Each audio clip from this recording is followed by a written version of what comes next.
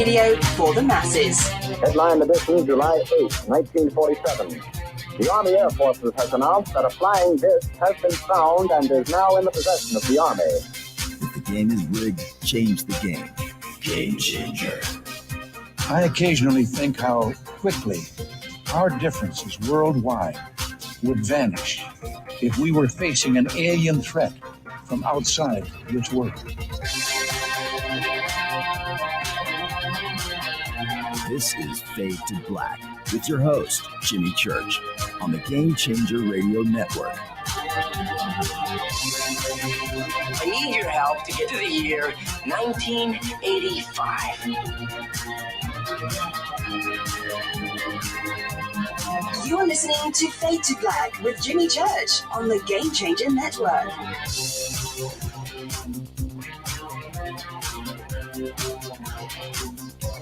Good evening, Fade to Black. Bespoke Radio for the masses. Yeah, man. How you doing? How you doing? Today's Wednesday, September 28th, 2022. Let's do this, man.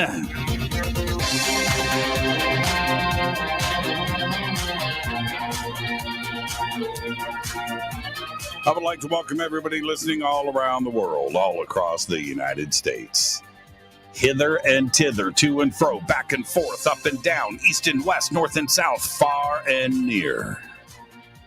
This is Fade to Black for KJCR, the Game Changer, and NX Networks.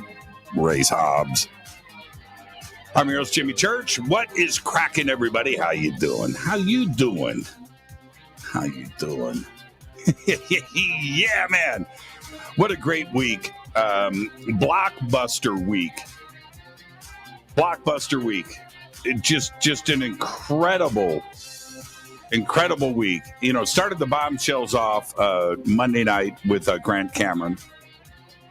Then we had Bombshell Night 2 last night when I broke down the Wilson Davis documents. We went page for page and went through the highlights. And tonight, Bombshell Night number 3, Richard Dolan is here. That's right. Wilson Davis Night 3 tonight. Whew. Man, what is going on? I love it. I love it. I will always support the UFO community, ufology. This is what it's all about right here. The community coming together and getting the work done. And tonight, the best. Richard Dolan is here. Tomorrow night is another Fader night with open lines all night long. And I can't wait to get to tomorrow night. What a week. So much fun. All right. So much fun. Coming up, I will be hosting and emceeing the Conscious Life Expo this February 10th through the 13th at the LAX Hilton. Tickets and info right there. The links are below. You can head over to consciouslifeexpo.com. And then coming up right after that, April 7th through the 14th, 2023, I will be hosting and presenting on the Hidden Secrets Seminar at Sea Cruise. Again, the links are below. Scott Walter, Adam Apollo, Nick Pope, Brad Olson, Vivian Chavez, and a bunch of other amazing presenters. And I'm going to get more into that next month and start breaking that down and bring some people on the show to talk about it. Okay, so that's coming up April 7th through the 14th. We are almost in October. And, of course, that means Halloween. And Shah, the Loon Witch, will be joining us again. I think this will be our 8th year. I've got to go back and check on that. I think that's, or could this be year number 9 with Shah, the Loon Witch? And then right after that, on Halloween itself, will be the X, KUNX, their first anniversary special event will be going down. We'll be broadcasting it from here. I think if I have a crystal ball, you know, I might be the co-host with Race Hobbs on that and Margie K and coming in and doing that. So a lot of special things are going to go down that evening. So you don't want to miss that, of course. We'll be making those announcements too as well. But I love Halloween. You know, for me, Yeah, Independence Day and Memorial Day. Okay, all right. I got 3 holidays, that I look forward to. Halloween, that it is a holiday. Thanksgiving and Christmas. Those are the big 3 for me. And man, I just love Halloween. So that's going down on Halloween night. And before then, you can get your free membership to the NX Network. Just head over to the NXNetwork.com and get the free monthly newsletter and the blog access and event notices. And you get a free digital copy of their quarterly magazine, too, as well. It's all simple to do, theunxnetwork.com. Head over there. It's right there on the homepage, memberships. You just click and get it done. It's all free. Go and do it. Right now, Eden Pure probably will be doing this through the end of the month, which is their Thunderstorm 3-pack special on it's just I can't believe how much this has changed. I am a bit of a neat freak. I'm not a germophobe. I'm not like that. I don't go around and, wipe surfaces and freak out and don't handshake or do those things. No, I'm not like that. I don't have Kleenex ever, no. But I am a neat freak. And I just love an organized home. I like everything in its place, and I like the floors clean. And I just like that because I have guests over. And when I have a guest come in, and this right here has just relieved my anxiety with that. Thunderstorms are the absolute very best, and I just keep them running all the time. You can't hear them. They're nearly invisible. You can plug it in the wall. It's got a USB. You can plug it in the car. And you just know that you're not going to have anxiety when you have guests or family over. You don't want your mom coming over and coming in and sniffing the house because that's what they do. Well, you can relax about that. Kills viruses, germs, and it just smells great, just like it smells right after a thunderstorm. So get yours now. It's AC, it's USB, 3-pack special. Save $200 on 3 and free shipping. Promo code is Fader3. The links are below. You can follow me on Twitter at JChurchRadio. That's right. You can follow Rich Dolan. He's got this new Twitter handle. Man, I've talked to him about this for years. His Twitter name. And so what is it now? What's just follow Richard. I've got it up. Our social media people have put his new Twitter handle up. It's ID Rich Dolan. What is it? Man, I'm going to look it up right now. He's got some Rich Dolan. Okay. Intelligent ID official. I_D_official. Do you got that? All right, we've got it up in social media, and so go and do that. Let's see, 74,000 followers. Wow, holy crap! When I bring Richard on the show, I remember this is really funny. This is years ago. I said, Richard, are you on Twitter? I think so. I think I set up a Twitter account. I said, yeah, I am too. How's that going for you? I don't know. I don't really check it either. I don't really follow it. And look at him now. 74,000 followers. Go follow Rich Dolan right there on Twitter. Let's get to the breaking news. It's going down on the East Coast today. Of course, we all know that Hurricane Ian made landfall this afternoon along the southwestern coast of Florida near Cayo Costa as a powerful Category 4 storm. Hurricane Ian is now tied with Hurricane Charlie back in 2004 as the strongest storm to make landfall on the west coast of Florida. Both of those storms hit the coast with 150-mile-per-hour winds. Ian dropped slightly from 155 to 150 miles per hour at landfall. Right now, more than 1 million customers are without power. Hurricane Ian could remain at hurricane strength for the next 24 hours as it cuts across Florida. And things are getting really serious when Waffle House closes. And that is Najeri Boss, the vice president of public relations at Waffle House, announced that 21 Waffle House locations were closed across Florida today because they were in the direct path of the storm.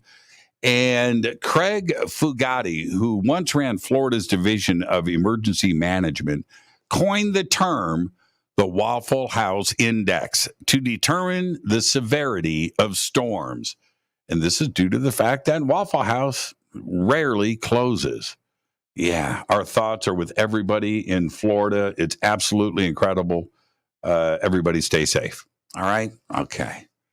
Just in time for Halloween, talking about Halloween earlier, Baskin-Robbins October flavor is spicy and spooky with swirls of dark chocolate ice cream with white chocolate ghost pepper ice cream featuring the flavor of one of the world's hottest chilies, ranking at, are you ready? 1,041,427 on the Scoville heat units scale. The scoop also includes flakes of blood orange for a sweet, spicy, fruity scoop. That's not for the faint of heart. And I am going to go and check that out. Italy's Samantha Cristoforetti today became the first European woman to take over the command of the International Space Station during a ceremony broadcast live from space earlier today.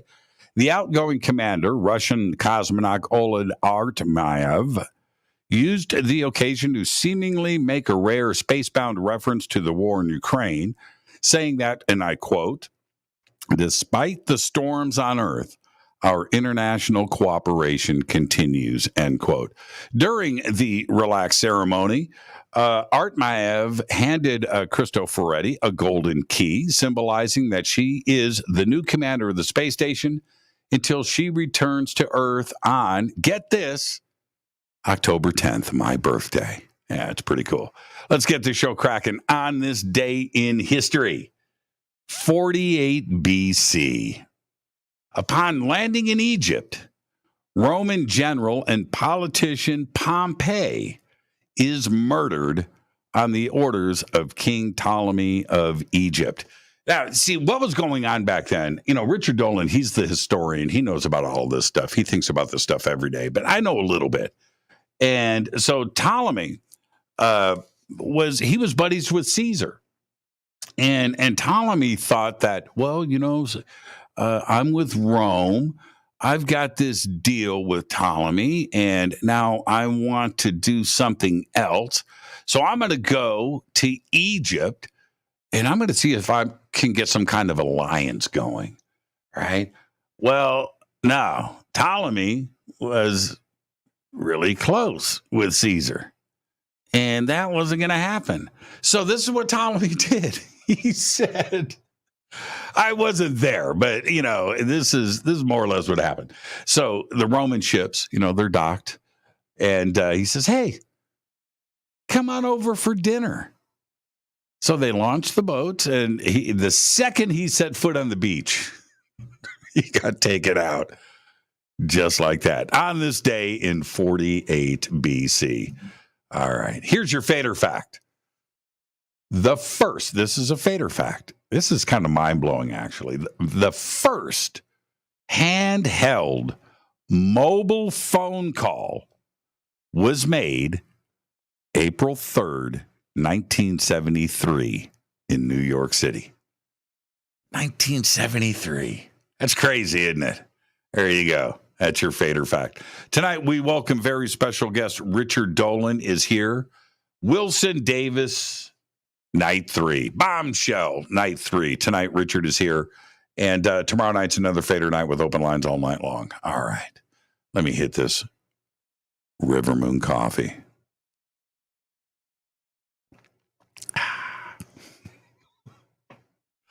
Ooh, man. Half and half. Half and half tonight. Whew, man, nothing like half and half in coffee. RivermoonWellness.com. Best coffee in the world. I like my coffee, Doc. I do. All right, so tonight Richard's here. He's going to be with us at the bottom of the hour. I wanted to I wanted to talk about a couple of things. Number one, I want to talk about TV and aliens. But there's a lot of good programming on right now. But over the last couple of weeks, and I kind of threw this out there at everybody that this is what was going to be going on, I binged 8 seasons of Brooklyn Nine-Nine. All right? Okay. Now, Adam Sandberg, there's a reason for this. There's an alien connection here. Adam Sandberg, I became a fan of after I watched and owned and viewed 50 times the movie Hot Rod. And Adam Sandberg is so good in that. So anyway, I've just become an Adam Sandberg fan. Now, we're talking about 8 seasons, and, this goes back to, I think, 8 seasons. It ended in 2021, so it must have started in like 2012, 2013. But I missed Brooklyn Nine-Nine when it first came out. I watched the first episode of the first season back then, and I just never watched it. And I went back a couple of weeks ago, started to get into it, and couldn't stop. So to binge 8 seasons of a TV show that is 20 episodes per season on my limited schedule, I'm very busy, has occupied all of my TV time. That's it. The only thing I squeezed in the middle of that madness was Thor, Love and Thunder. Other than that, it's been Brooklyn Nine-Nine here at Casa Day Church. That being said, now Brooklyn Nine-Nine is great, and I realize it's not aliens, right? I did watch the last episode of Resident Alien, by the way. Good job, Giorgio Tsoukalos. Spoiler alert. But back to Brooklyn Nine-Nine. It's not aliens. No, it's not. It's funny. And then when you get into that many seasons and you get into the characters and what is going on, it becomes very addictive and very compelling. So that's it. It took up my time. But here's the deal. I've been cheating on Brooklyn Nine-Nine. I have been watching War of the Worlds. And here's my take of what is ultimately happening here. The new version of War of the Worlds, which is on Epix, and I think you can also see it on Apple TV. Because of that, I went back and I watched the original 1955 film. I went back. This is all over the last 3 weeks. I watched the Steven Spielberg remake with Tom Cruise, and went back and watched parts of the first season of War of the Worlds. There's 3 seasons out, and here's the thing. This is my take, and I've always thought about the way that the media presents alien invasion stuff. And especially like if you watch the original War of the Worlds or listen to the radio presentation or the Tom Cruise, Steven Spielberg version or Independence Day or, right? Okay. There's something, I always think that there's a message there. Look at the movie Arrival, right? There's always something going on with the way that the media is handling this. And then you go and watch this new version of War of the Worlds. It's too real. It's too real. It's too real. There is something going on with the way that this is presented. Now, here's the other take, and I'm going to get to the reason why I'm bringing this up, is that this is a European version of it. Now, remember, the original version of War of the Worlds took place in New Jersey. And the radio broadcast, New Jersey, right? East Coast, American take on it. Steven Spielberg, New York City, Northeast, right? That take, that spin. It was a little bit of New York City, of course, and then ended up in Boston later. But again, Northeast. But an American take, an American film company, the new version of War of the Worlds, which is 3 seasons long now, has nothing to do with the original H.G. Wells or the original broadcast, radio, and so forth. The way that they do this production, and if you haven't seen it, and this is the other thing, it's been under the radar. It's been like buried on Epix. There's not a whole lot of promotion behind it. It's buried on Apple TV. I don't know why they're not promoting it more and doing more marketing. But because of this European flavor that is here, because it takes place in Europe, takes place in London, it takes place in the Alps, it takes place throughout Europe, and it's the European version of what it would be if ET invaded. Now, here's the thing. This is where it gets crazy. You don't have the giant robots that are 20 stories tall with 3 legs. No. The aliens in this, you have to go watch it and you'll understand, are robot dogs. And the robot dogs are very similar to the Boston Dynamics robot dogs. So you have that. That's the enemy. Vicious little robot dogs. They don't have ray guns, right? They don't have lasers. They shoot bullets very accurately, one at a time, not machine gun. It's like this terrifying situation where you're dealing with a little robot dog that is going to take one kill shot. That's pretty trippy. There's that part. Second, though, is they communicate with frequencies. So now with all of this talk that is going on today, and this is why you need to go and see the series, is there a message going on here? Because there is so much talk about frequencies with UAPs and UFOs and fast radio bursts and radio signals, specific frequencies that have been talked about. And that's what is being dealt with in the new version of War of the Worlds. Okay. Now, the discovery of this all happens with a radio telescope on the top of a mountain in the Alps. It's not a spoiler alert. That happens in the first episode. But they figure that out. And humans, some, can hear this frequency. Now, are they decoding it? I'm not going to get into that. Or are they communicating? I'm not going to get into any of that. What's the shit? I'm not going to get into any of that. You have to watch it. But the select humans that can hear it, that's like a warning that these dogs are near, or that something is approaching from deep space, or that, and that's what goes on in our community, right? Downloading information, contact, consciousness, entanglement, and is this something that, for me, that I think that the government knows about? They know about frequencies. There was chatter, and this is in War of the Worlds. There was chatter in the UFO community about 6 months ago that the United States Navy specifically knows an entrance point in the Atlantic Ocean where some of these UFOs seem to be coming and going. And they know exactly where it is. And they know exactly where it is because of frequencies.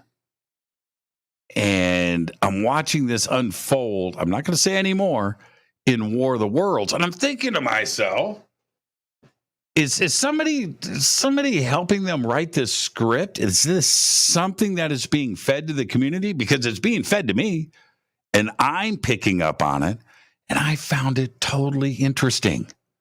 Like, what is really going on here? And I'm telling you what, after I'm ready to get Richard in here. After you watch War of the Worlds, the series, and it's three seasons long now. you will not look at these Boston Dynamic dogs the same. And is there a connection? You got to check it out.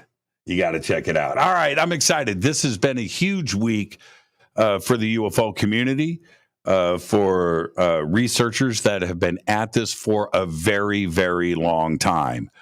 And when you least expect it, right? We have ebb and flows. We have mountains and valleys in the UFO community. Big things happen. We get a little lull and then something else happens. Right now, with the Wilson Davis document and the things that have happened to support its authenticity cannot be ignored. This is exciting. We've started to put the pieces of the puzzle together, and here we are. This is a breakthrough moment. We've done 2 nights this week. Grant Cameron on Monday evening. Last night, I did a complete comprehensive breakdown of every single page of the document last night. We did the supporting notes of Oak Shannon and Jack Houck. We did that on Monday night. Tonight, it's Richard Dolan. I am your host, Jimmy Church. This is a show that you're not going to want to miss and listen to over and over again. I'll be right back after this short break. This is Fade to Black on the Game Changer and UnX Networks. I'm your host, Jimmy Church. I'll be right back after this brief message from our sponsors. Stay right there.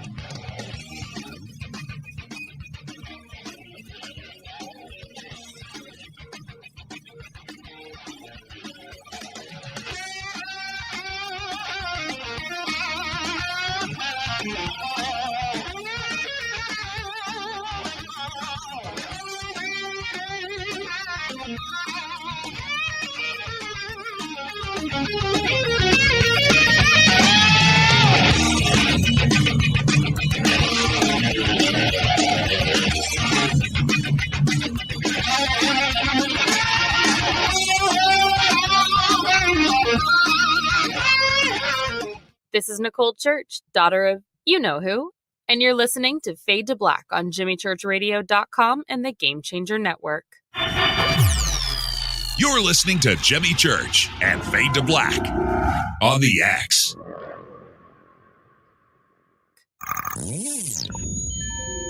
You're listening to Jimmy Church, Fade to Black. Fade to Black will now pause for alien identification. The station that talks the net.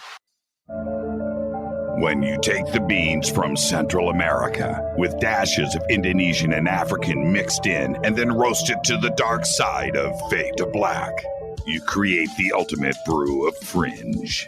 Introducing the Fade to Black blend from River Moon Coffee.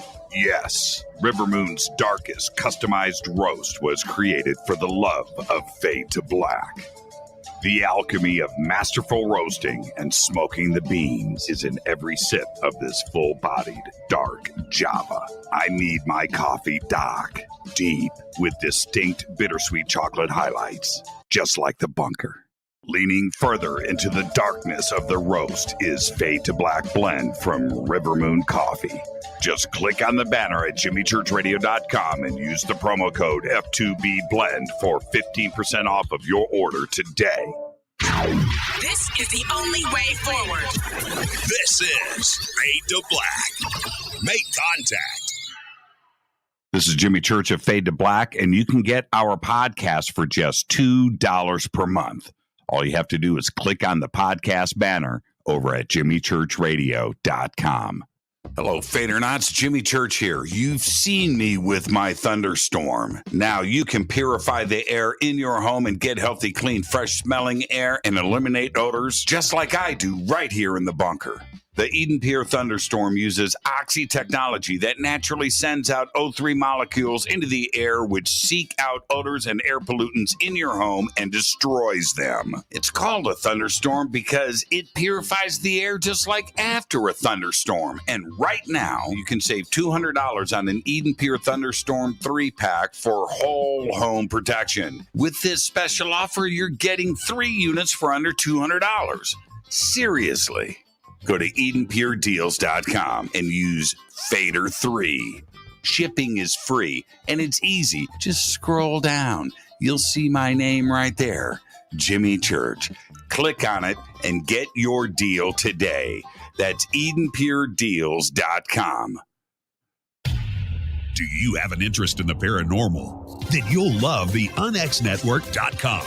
The X is your streaming audio and video for everything supernatural, strange, and mysterious, like UFOs, Bigfoot, ghosts, and so much more. From hosts like Jimmy Church, Whitley Strieber, Micah Hanks, and Christina Gomez. Visit the UnXNetwork.com show page for a complete list of all the paranormal programs you'll find on the X. Be sure to follow us on Twitter for updates at KUNXDB. Follow our Facebook group, UnX Network. Find the podcast on Spotify, iHeart, Audible, and Apple Podcast. It's time. It's new. It's the X. 9 out of 10 geneticists agree. Fade to Black is not your father's radio show on the Game Changer Radio Network. Hi, this is Rob Reiner from Anvil, and you're listening to JimmyChurchRadio.com. What's up? I'm Chris. What up? This is Kyle Manson. You're listening to Jimmy Church Radio.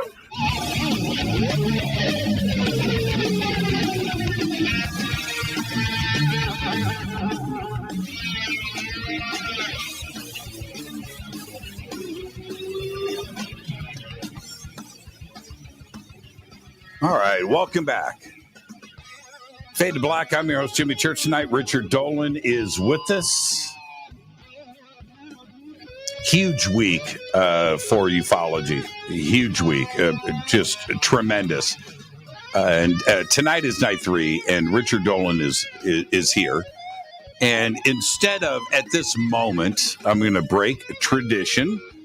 I normally read Richard's bio, which is like this long. Tonight, I'm just going to say he's a leader. He's respected. His website is richarddolanmembers.com. The link is below. We have it throughout social media. And I'm just going to get straight to it, man. And I'm going to go, how you doing, man? Hey, Jimmy. It's always a pleasure.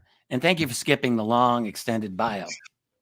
I think I appreciate that more than anyone else, but I think the listeners appreciate you skipping it as well. So thank you. Yeah. Let's just get straight to it. But I'm not going to break with this tradition. What was the last piece of music you listened to today? I was thinking about that because I knew you would ask me. So I actually did not listen to any music today, but I just didn't. I did listen to music yesterday. Okay. Okay. Okay. You get a pass. And I know what the last piece of music that I listened to, and I'm going to sound like Grandpa Simpson to the young people, but I listened to a song by Led Zeppelin. Remember that band? And it was In My Time of Dying. Oh, yeah, like whoa, greatest drumming on any Zeppelin song. I mean, it's such a song. Whoa. It's so emotional too, man. And you have to just play it loud. It's got to be played loud. And I have Tracy here, and I'm playing it, and she was really nice about it. She let me play my Led Zeppelin loud. Did I ever tell you the Jethro Tull story that I had with her? Yeah. I'm still getting email about that, Richard. So she wouldn't let me do Songs from the Wood. She called it Hobbit Rock. Yeah, Hobbit Rock. Oh, man. Today, the last thing I listened to today, and I thought about this, I pulled in, and it was Lost in Hollywood by Rainbow with a Graham Bonnet singing. And Richie Blackmore, after he left Deep Purple, started a band called Rainbow. Okay. The original version. I remember. Yes, I remember this band. Yes, of course. And the original version was with Ronnie James Dio. Ronnie left, started Dio, and Richie brought in Graham Bonnet on vocals. And that album is tremendous. Well, anyway, Lost in Hollywood by Rainbow. I'm happy for you. I'm happy for you. That's a good. And I listened to it really loud. You did well. Led Zeppelin. We have so much to talk about tonight. But here's the thing for me. Yes, Jimmy Page. Yes, John Paul Jones. Yes, Robert Plant. I get all of that. John Bonham, the way that he held it down, first off, but they never, no click tracks. Their tempo changed, throughout the songs with the emotion of what was going on. And because those guys played so long together live, they were able to know when these tempo changes were going to happen. But if you listen really closely to what's going on, that's John Bonham. That is direct. He's amazing. Yes. That was amazing. Yeah, incredible. Man. And that particular song, In My Time of Dying, I mean, I'm sure many listeners know this song. And if you haven't, you got to listen to it sometime. He just dominates. And which is saying something, because everyone on that song is incredible. But he is just beyond even his amazing level. So, you know what I did? One day I'll play it. I did this record where I played everything on it, right? Okay, so I played the guitar, bass, drums, keyboards. And I decided to do a cover version of No Quarter by Led Zeppelin. That's another great song. Yeah, it's got to be one of the most difficult things. But I was like, I'm going to do this. So I decide, I'm playing drums, right? That, I'll get through this. So I get the drum tracks, Bonham's drum tracks, and I'm going to imitate them. And I thought, this is what I thought. This is my doofus thing. I can just do one bar, and then I'll cut and paste, these sections. I'll play one bar perfect, and I'll just cut and paste, and I'm going, wait a minute, it's just falling out of time. And then I went back and analyzed. Bonham in No Quarter, which is like, 12 minutes long, right? It's a really long song. He never repeated a bar. There was no two bars that were alike. You go back and I'm like, oh my God, this is going to take me forever to do. And did you succeed? Did you actually do it? I pulled it off. It took me a week to do the drum tracks. But here's the thing. So wait, you played the bass line, you played Jimmy Page's guitar, and you played Bonham's drums. Yes, and you that's sang right. like Robert Plant. And I didn't sing. I did the I did the vocals with guitar. Wow. Okay. And the keyboards that are in it, I played that with guitar too as well. I'll play the tracks for it. It's pretty good. But here's the thing. My respect for Bonham went through the roof. Now that's what opened up. We all love him, but when you break it down and you analyze it like that, that dude was a freak, man. You're way beyond me. I'm not a musician. I play my harmonica, but that's I'm auditioning harmonica players for my new band. Yeah, I'm a pretty mediocre player, so maybe I'll work for your band. So if I know what key we're in, I could maybe not be ultra embarrassing. I won't be good. I won't be good. So if you want someone who's really good at being a mediocre harmonica player, I am your guy. So yeah, is that the credit on the album? Mediocre harmonica. That's about all I could ever hope for. Rich Dolan. Okay, let's get into it. Here's I want to back up and like put a little historical perspective on this. We have to stop. Your Roman history needs a little work. your Roman history needs a little work. Okay, so I'll just very quickly here. Caesar and Pompey were engaged in a civil war. Their armies were killing each other, and Pompey lost. Now they were close. They had been political allies with a rich guy named Crassus, but things fell apart as they always did at that period of time, and Pompey lost. But he did land in Egypt. You were right. He was murdered on the spot, and that is because the king or the leadership there assumed Caesar would be happy. They actually beheaded him. And Caesar was presented with the head, and he was disgusted. And he certainly did not want that fate for Pompey. He had a lot of regard and respect for him. But they were no longer in good with each other. They were duking it out. I knew I knew I was rolling the dice on my historic knowledge with you on the show tonight. Thank you for that, though. Yeah, the follow up. What happened after that? Ptolemy. He took chances, and Pompey, Cassius. Here's the thing: that threesome back in Rome was pretty tight, and they were running Italy at the time and running Rome. They absolutely, and the whole empire, really. Yeah, the whole empire, and but like I said, he got invited to dinner, and he thought that Pompey thought it was a whole nother situation. And he literally set one foot on the beach, and that was it. That was it. He's persona non grata. Okay, so historically, I want to put some stuff in perspective here, and for everybody, so they can understand why this week is such a big deal. But if we go back to, you and I have talked about this many times before, but when Grant had approached me about these documents at the conference, I didn't know what he was talking about. He wouldn't tell me. He was nervous. And then I got at Paola Harris event where he got was at Conscious Life Expo. So that would have been February of 2019, I'm guessing. 2019. Yeah. So, and then I had gotten an email that I didn't open because I'm paranoid about opening emails. And I just hate it. I'm not paranoid. I just hate them. Yeah, exactly. So Grant tells me this, and then I went back and I'm looking at my emails, and I'm like, I got this thing that's sitting here. I'm wondering if there's a connection, and it seemed it was an anonymous email, right? So I end up opening it and going through the processes to get to these files. And when I opened the file and read it, I called you. And that night, you said, I got the same email, Jimmy, right? Okay, so you and I went page for page through Wilson Davis.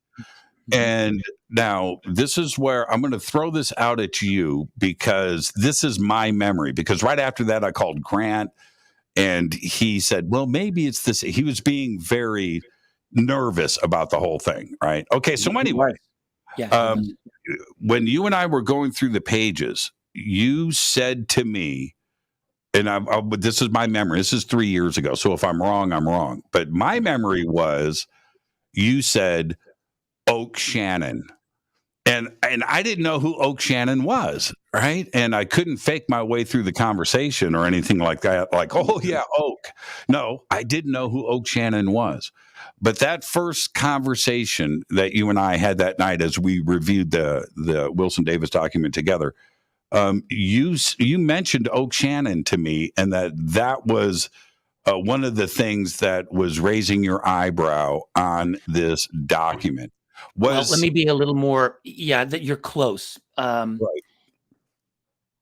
I did know who Oak Shannon was through because I had studied the whole not the whole history, but a little bit of John Alexander's, Advanced Theoretical Physics group from the 1980s. Oak Shannon was part of that. That's a really interesting thing, and we should talk a bit about that, by the way. But no, it was Grant had talked to me about this a little earlier, and Grant had said to me that as soon as he saw Oak Shannon's name on, I think it's page 2 of those notes, pages 1 and 2, actually. Yeah, pages 1 and 2. Yeah, Grant had said to me, like, I knew immediately. I knew immediately that this was very, very important and the real thing. And I think that impressed me. And when I thought about it, I thought, yeah, I can understand that. Absolutely. So that might be what I said to you. My reaction, I'll just mention this. And as I've said to you, I've said to the whole world at this point, I was shown, I don't remember if it was 2. I don't remember if it was 3. I was shown 2 or 3 of those pages of those notes back in 2006.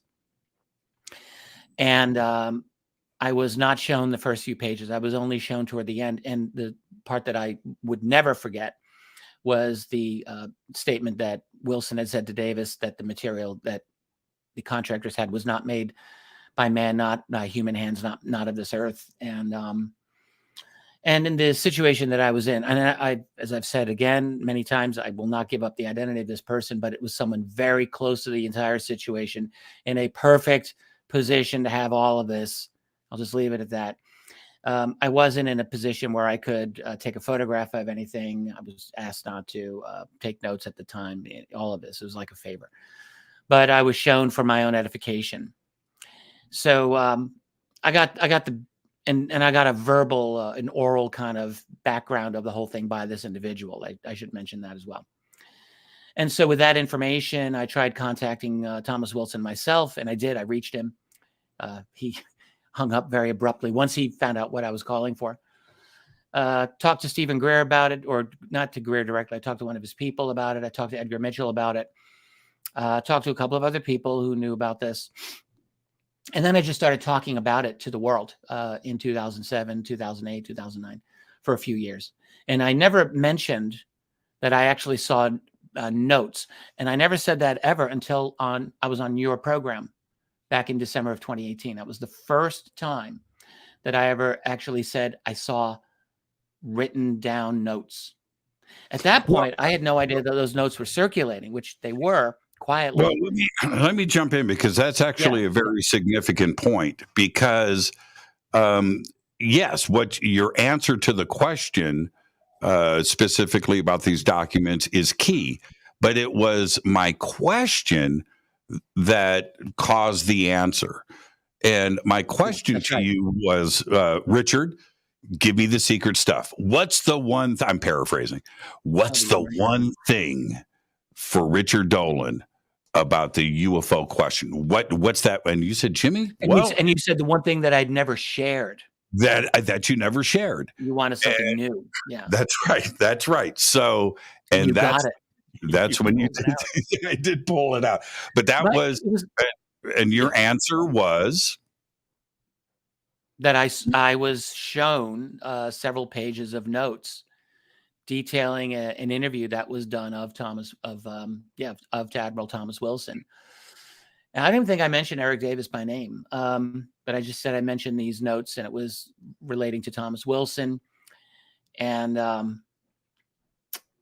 it was an interview that was done to him after the fact, after he had failed to get access to this black budget program that was dealing with reverse engineering of alien tech, and that he was denied access. So that part I'd always talked about, but I just never said that I'd seen the notes. And I never said it because that was a favor to the person who showed them to me. But at the point when you asked me, it had now been 14 years. No, 12 years. 12 years. Yeah. And I just thought, you know what? I'm tired of not saying this anymore.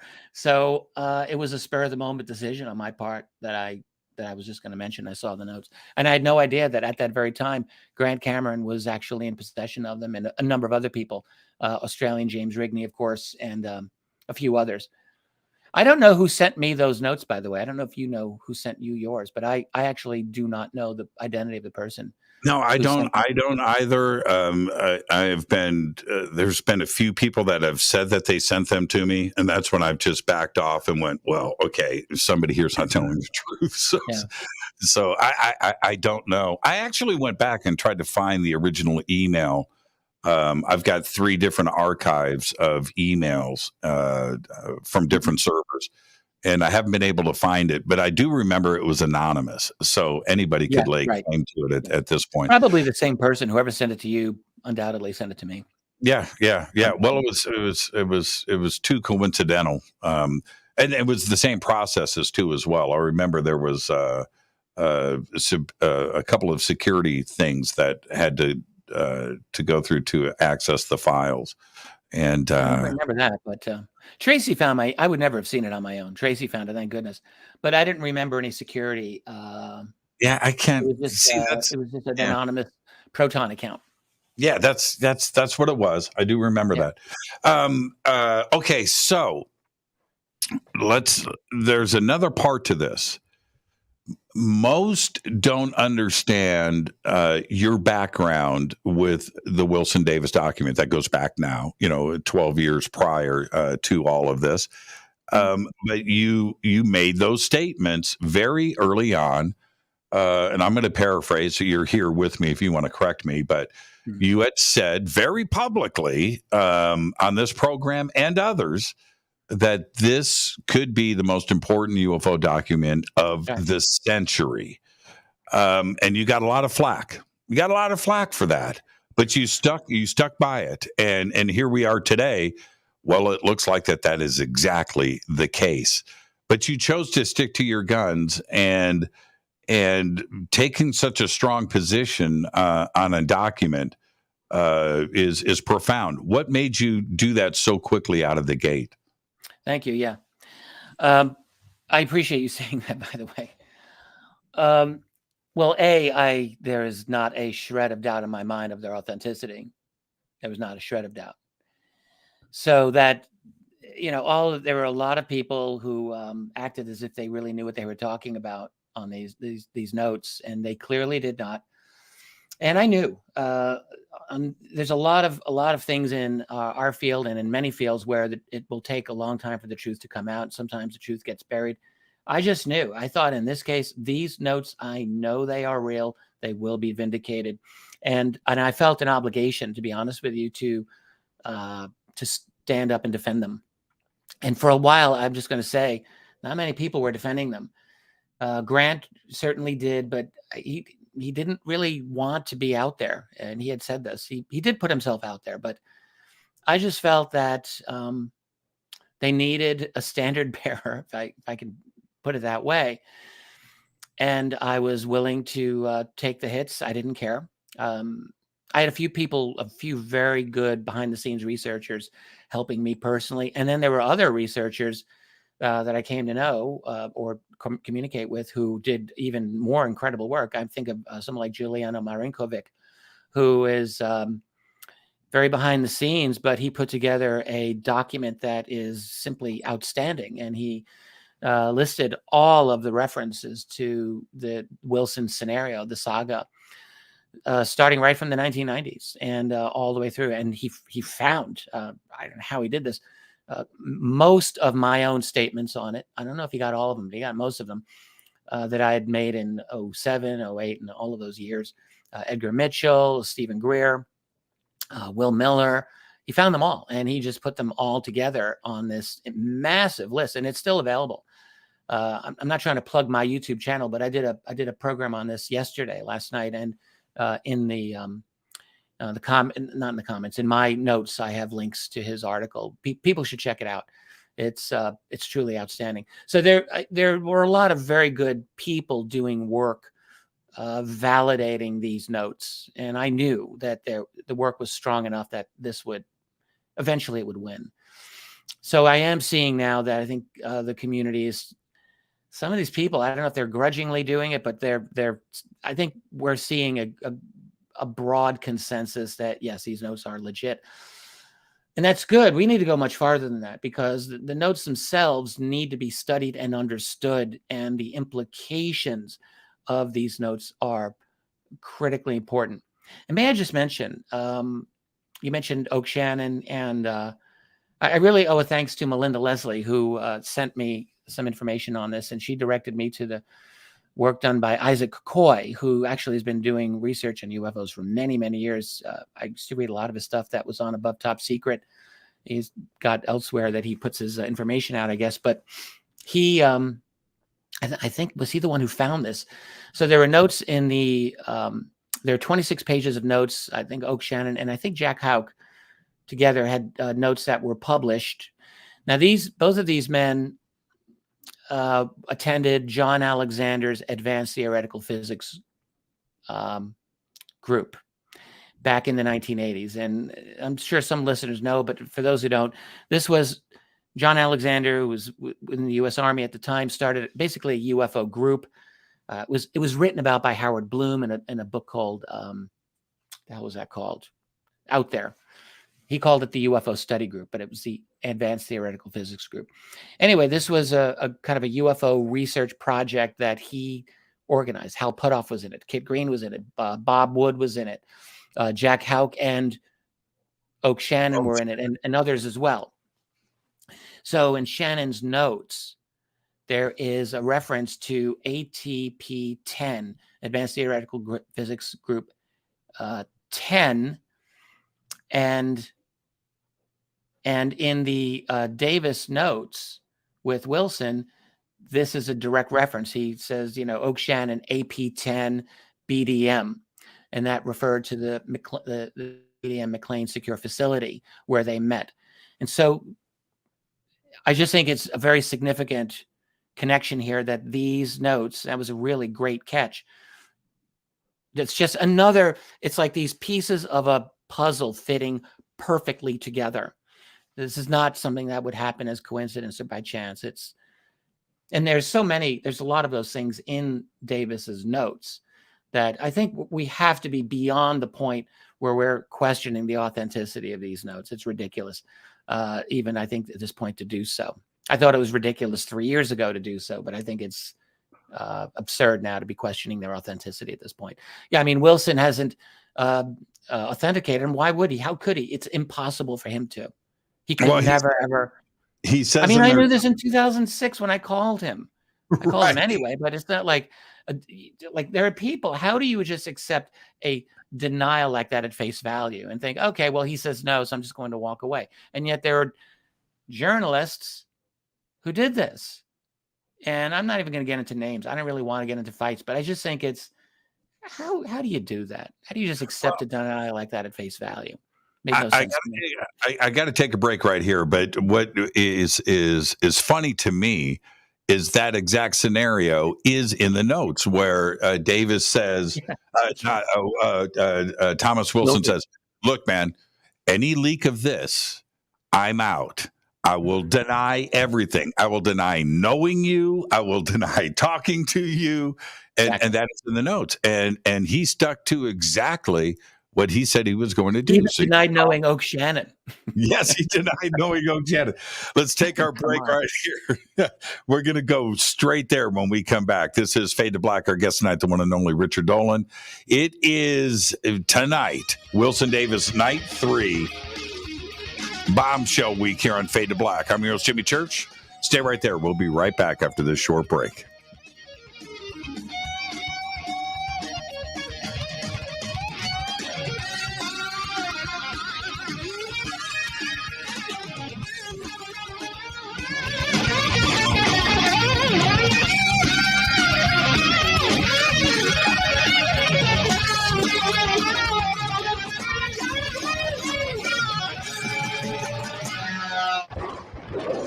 This is Fade to Black with Jimmy Church on the Game Changer Radio Network.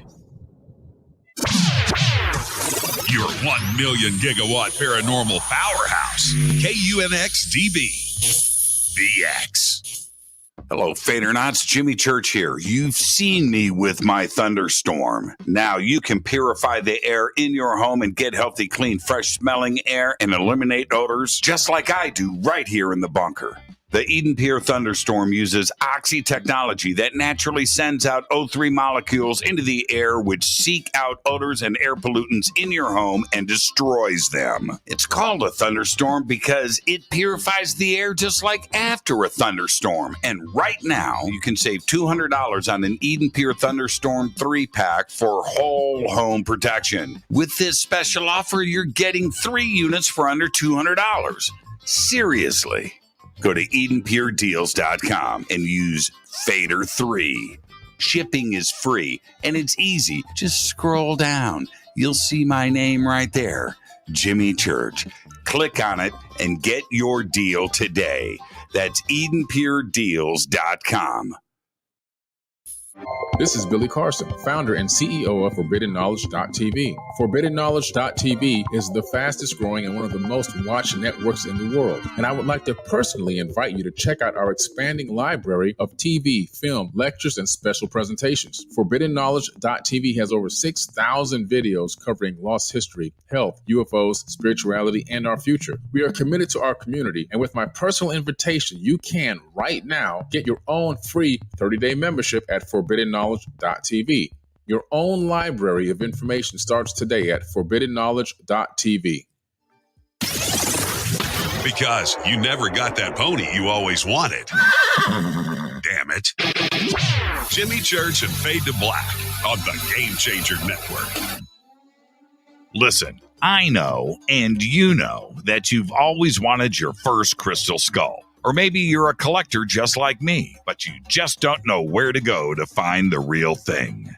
Then I met Carolyn Ford over at EinsteinTheCrystalSkull.com. Carolyn is the guardian of Einstein, one of the most respected ancient crystal skulls in the world. All of her unique skulls have been imprinted sitting with Einstein in his sacred lodge and are carved from the finest gemstone and materials. Imprinting is the process of receiving the ancient wisdom from the master skull or master computer, Einstein, the ancient crystal skull.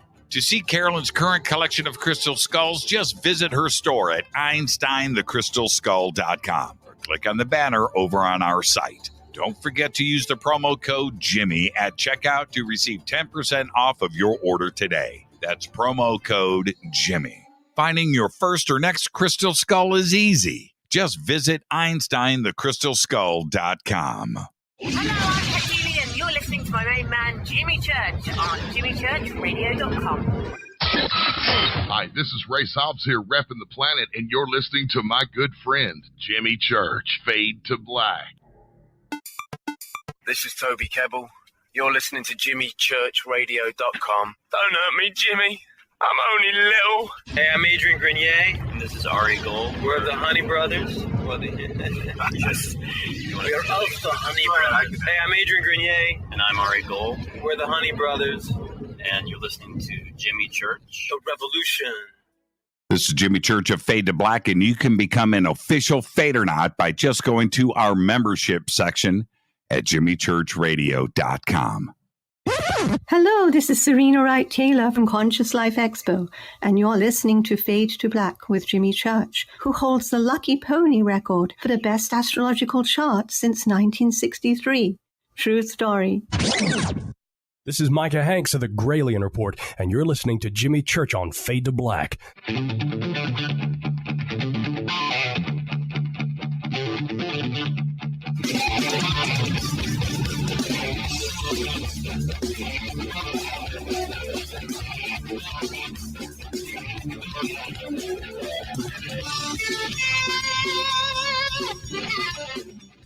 Welcome back. Fade to Black. I'm your Jimmy Church. Tonight, Richard Dolan is with us. Bombshell, Night 3. Should call this Grant Cameron Week, actually. The Wilson Davis docs. And last night, I did a deep dive on the show. Rich Dolan did a presentation on this yesterday. I had Grant on Monday. Grant has done presentations throughout the week, this week, live streaming too. This is a very big deal. And Rich being, I just called you Rich. Richard being on with us tonight is important because of his role in all of this. And not only in the document itself, but what it represents. And so, Richard, where we left off, I want to get straight to it here. 4 or 5 days ago, it's one thing to have, putting the pieces of the puzzle together and chasing down names and facts and dates. And we have the Oak Shannon notes and the Jack Houck notes now, too, as well, that all help support this. But it's another thing to have somebody come forward from this document. And Oak Shannon did that. He did that 5 days ago. And one of the things that Oak said in that interview was that I talked to Eric Davis. Eric Davis and I go way back. And then I talked to him. I talked to Admiral Wilson about the two of them. And these conversations were going down. And then it lined up perfectly with this, which is page 1, where Thomas Wilson says, I recall a phone call with Oak Shannon, following a big Oak Shannon fan. Go back years in the Navy before Oak left for Los Alamos National Laboratories. Oak talked for 2 hours, wanted to convince me about Eric Davis, about what he told Will Miller, the Boston Globe story with Leslie Kean. Yep, UFO topic, crash UFOs, bodies, MJ-12, etc. Well, in Oak's statements from this interview 5 days ago is exactly how Thomas Wilson presented this to Eric Davis in these notes. Absolutely. Right? And now, when you caught that, was that an aha moment for you where you can go back? Yes. So I'm sorry to jump in on you there. No, but I got excited. So he was asked in that was an outstanding interview, and Oak was asked, so were you contacted? Did you get into this in 2000, 2001? And Oak Shannon said, no, it was 1999. So a couple of things there. One, it accords exactly with what Wilson said in those notes. Wilson said fall of 99. The other thing that's interesting about that, in my opinion, is you think about how this whole thing happened. All right. So it starts, it's Stephen Greer. You got to start with Stephen Greer on his mission to go into DC at this time and speak with high level people about, there was an NRO document that was very, very important. And I think more generally, he was just talking about rogue black budget ET reverse engineering programs. He had Edgar Mitchell with him. He had Will Miller with him.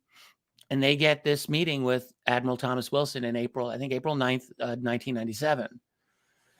And Greer gives a presentation. He talks about Philip Corso, whose book was coming out at that time. That was a very, very significant event. Many will remember.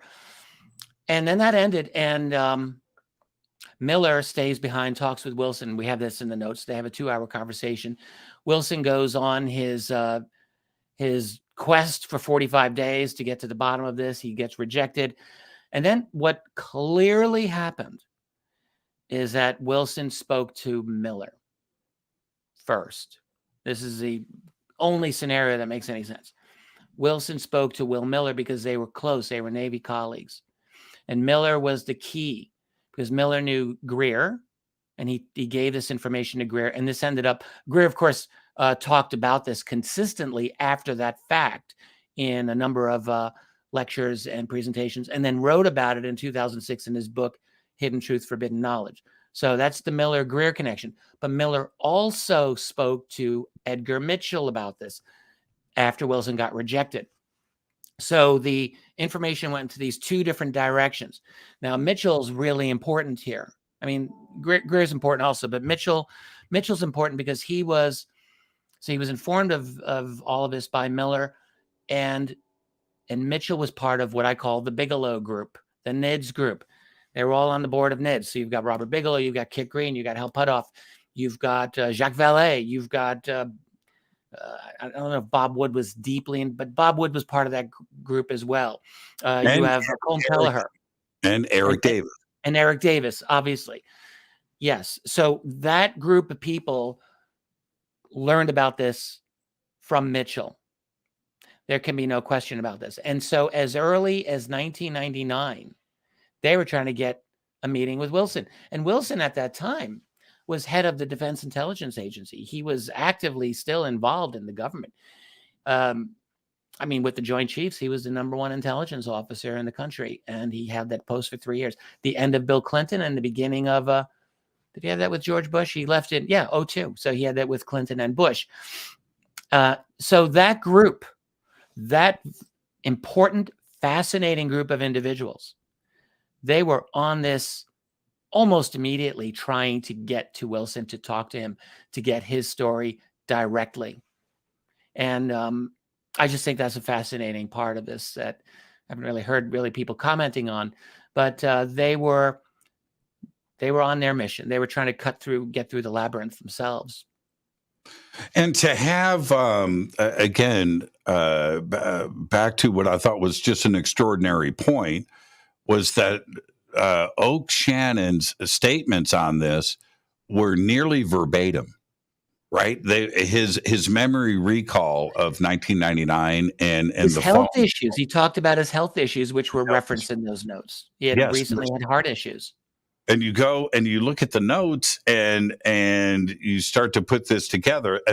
And then you have to back up to 1985, right? With the ATP and BDM and the notes that were compiled there all come by back the way, and support Wilson this. knew about those meetings. Yes, he did. Well, so that's just an interesting tidbit there.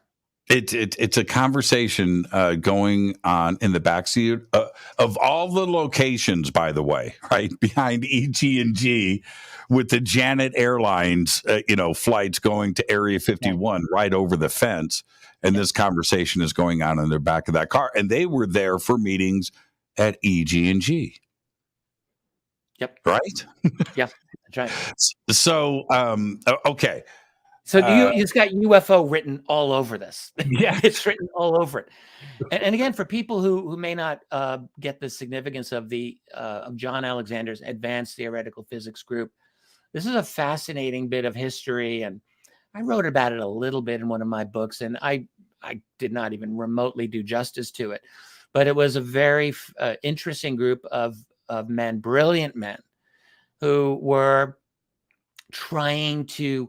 As I've heard John Alexander speak about this. I heard one of the other members talk to me about this. The idea was to get their own center of gravity within the Pentagon as the go-to UFO research group, because the idea being that they would then be let into wherever the real UFO working group actually was. That is, I have been told this now. I've heard this from two of those members. That was the stated, or that was their real goal.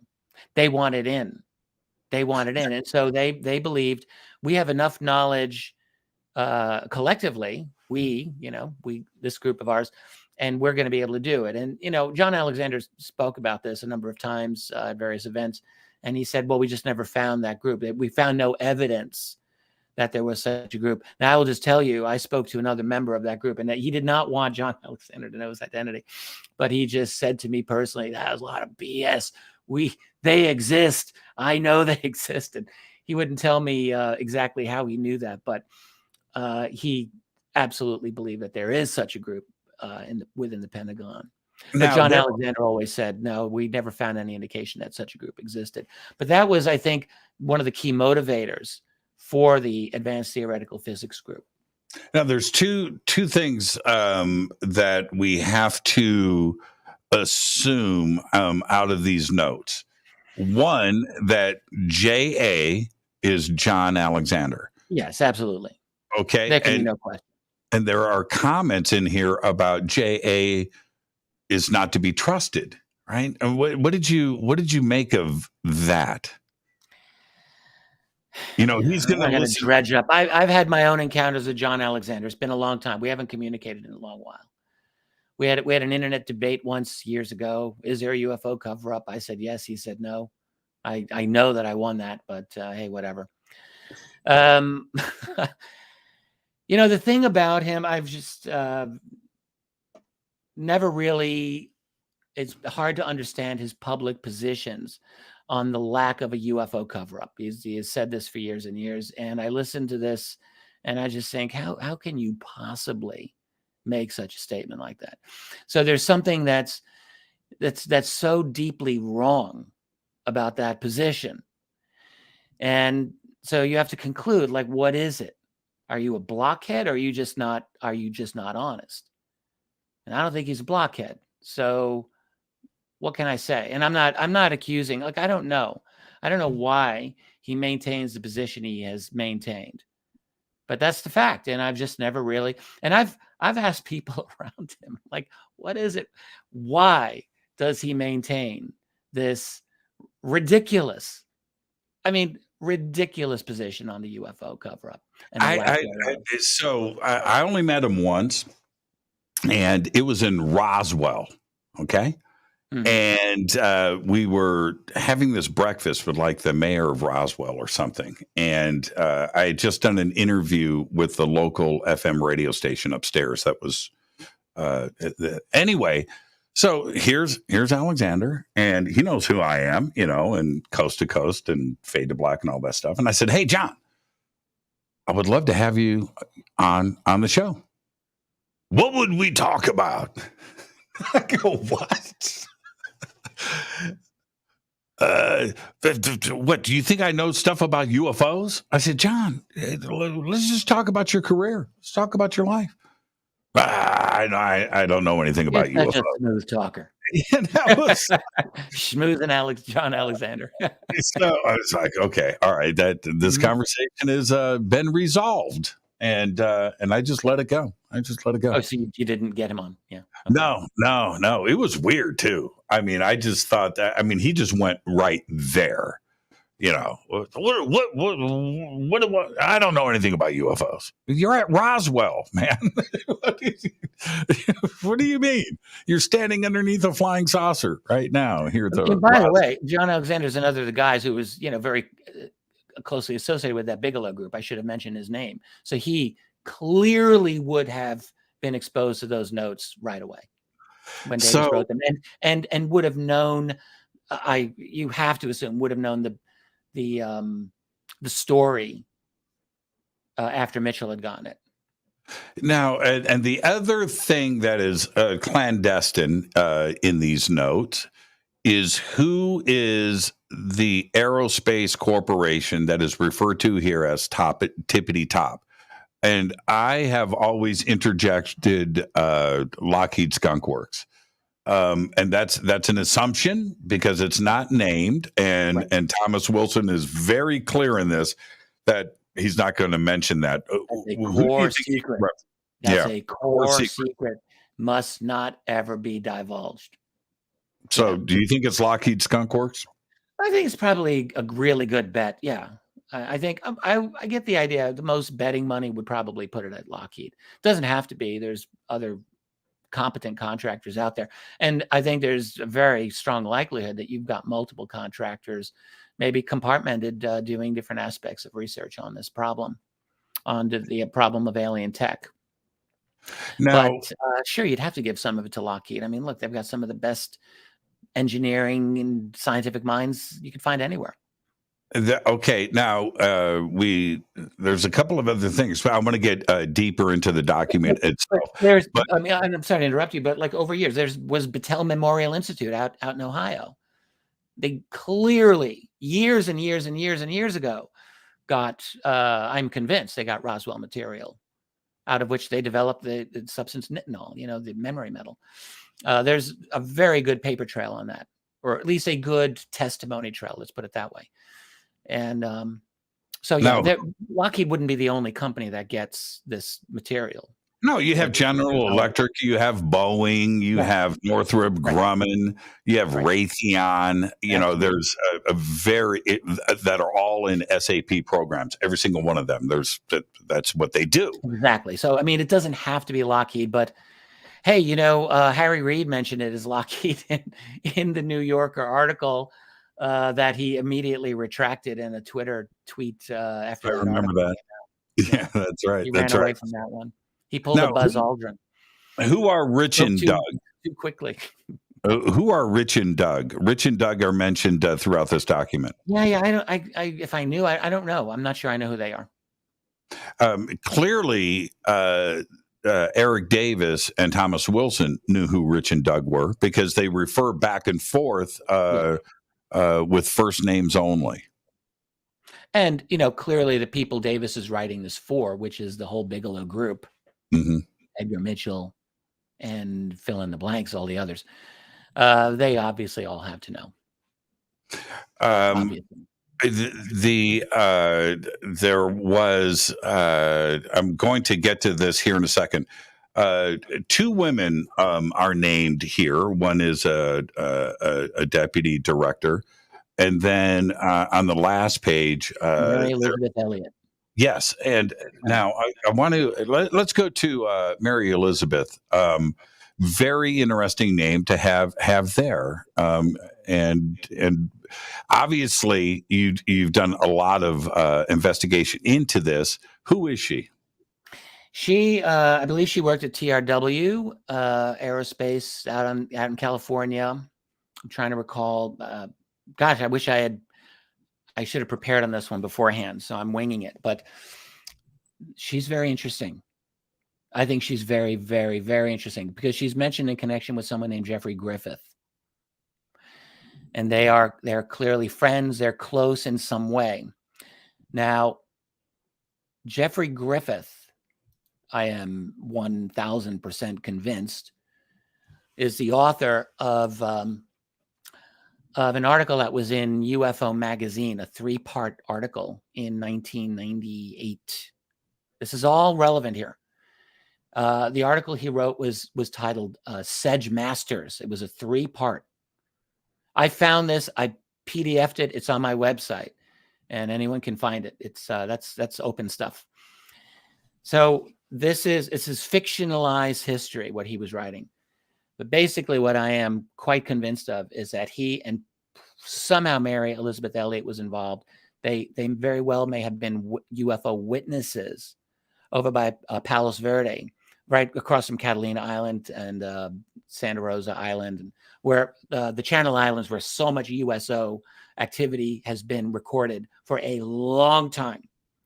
And they were USO witnesses. They were driving along the highway, and an object, I mean, this is what I believe. This is how he has written about it.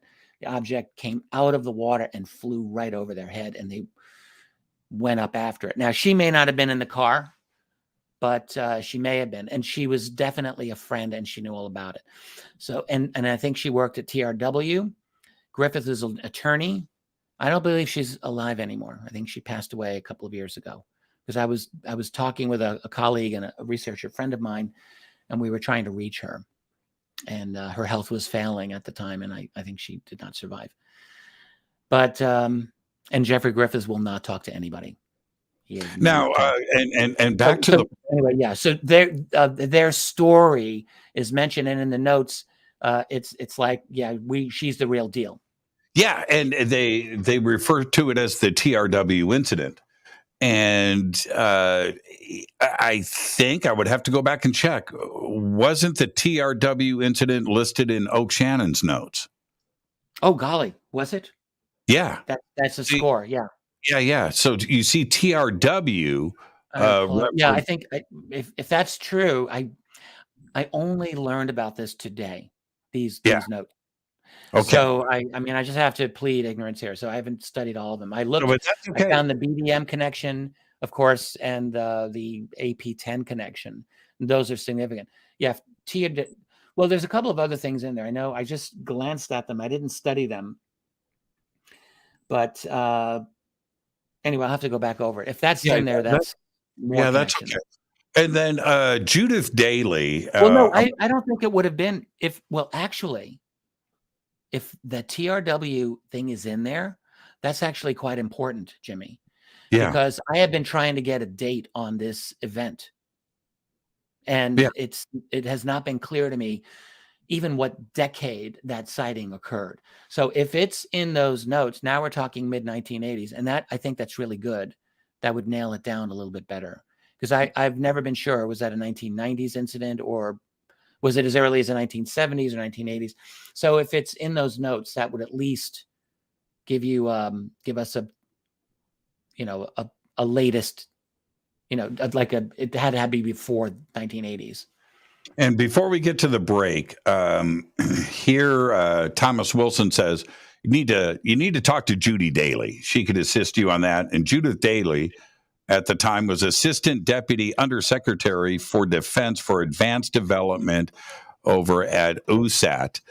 And on the next page of the Wilson Davis document is this little nugget. And I think that this is significant, which Thomas Wilson says, she said, he's talking about Judith Daly, said by phone call that security and other programs' budget records were being revamped and relocated by their own records group, security budgets. But she points out to him that these budgets could be misunderstood because the money is unknown. It goes out, whatever they do with it. And then when we go back and try to audit these, sometimes we get 3, 4, 5 years compressed into 1 year, and we get one lump figure coming back. and it's not going to confirm anything. But we have another name here, right? And it's Judith Daly. Mm-hmm. Yeah. Well, I've done no follow-up on her. I mean, I have to just say that. So if other researchers have, she would be important to see what we can learn about her.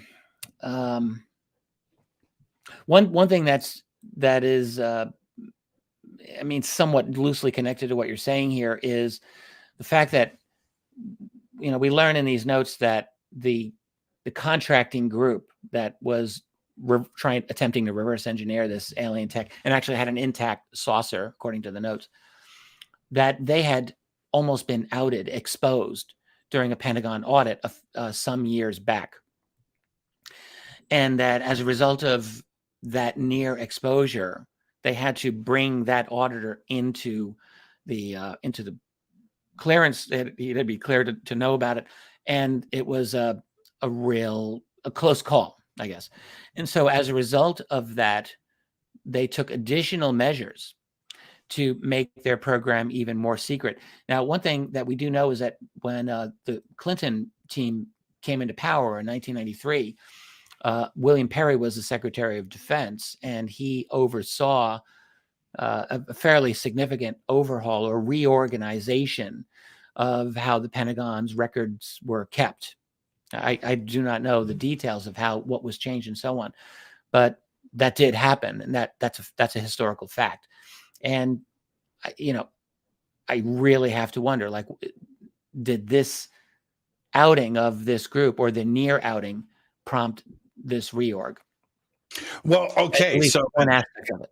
Yeah, and I think that's a great point, and I'll tell you why that is not only a great point, but what is also very intriguing when Thomas Wilson comes into the fold, because he calls them the three, right? The program director, the attorney, and somebody else, the three. That this happened to attorney and the security manager. Yeah, security head of security and the program manager, and they tell him this happened before. So we had to bring in somebody. We showed him what we were working on, which was UFOs. And once he found out the alien connection, he understood that this investigation was going to stop. And because of that, we're going to tell you right now, Thomas Wilson, we don't give a crap about you. We don't give a crap about who you are. Defense Intelligence Agency J2 guy. Go and cry. Go back to Washington. It doesn't matter. Do whatever you want to do. We've been through this before. We scared the crap out of the last investigator, and we're going to do that with you today. Conversation over. And that's basically what happened in a nutshell. That's it, exactly. And Wilson, there was an argument put out by one of the skeptics on these documents that Wilson, as J2 head of intelligence, should have known that this would not be within his purview, to investigate these programs within the Special Access Program Oversight Committee, SAPOC. Well, maybe that's known now, but I don't think that would have been very well known in 1997. The reorg had just happened. Wilson wasn't like, you can't assume he was some expert in all of the bureaucratic restrictions and shenanigans that were going on in a recently reorged Pentagon. How could he's not omniscient.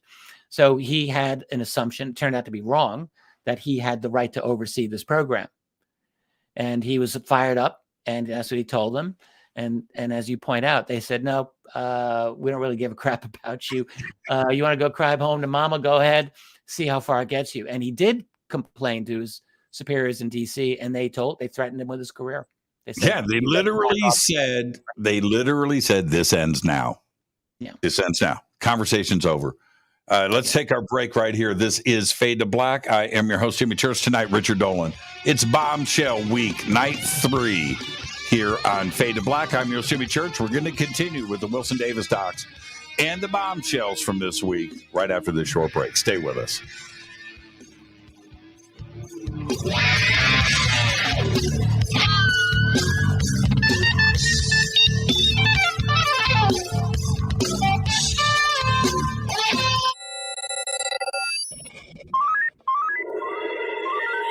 Way out here, we listen to Jimmy Church. You're listening to Fade to Black. You're listening to Jimmy Church and Fade to Black on the X. ¿Qué tal, mis amigos? Yo soy Mario Carson, el tiburón, y los invito para que escuchen a mi buen amigo Jimmy Church Radio. ¡Claro que sí! The Believer is the chilling true story of Dr. John Mack, a renowned Harvard psychiatrist and Pulitzer Prize winner. This is an outreach program from the cosmos to the consciously impaired. He risked it all to investigate human encounters with aliens. The Believer, Alien Encounters, Hard Science, and the Passion of John Mack. Written by award-winning former New York Times journalist and author Ralph Blumenthal. Now available in paperback from High Road Books. Introducing the Game Changer blend from River Moon Coffee that delivers a customized blend made specifically for the Fadernauts. If the game is rigged, change the game. It's a bolder cup with some bite.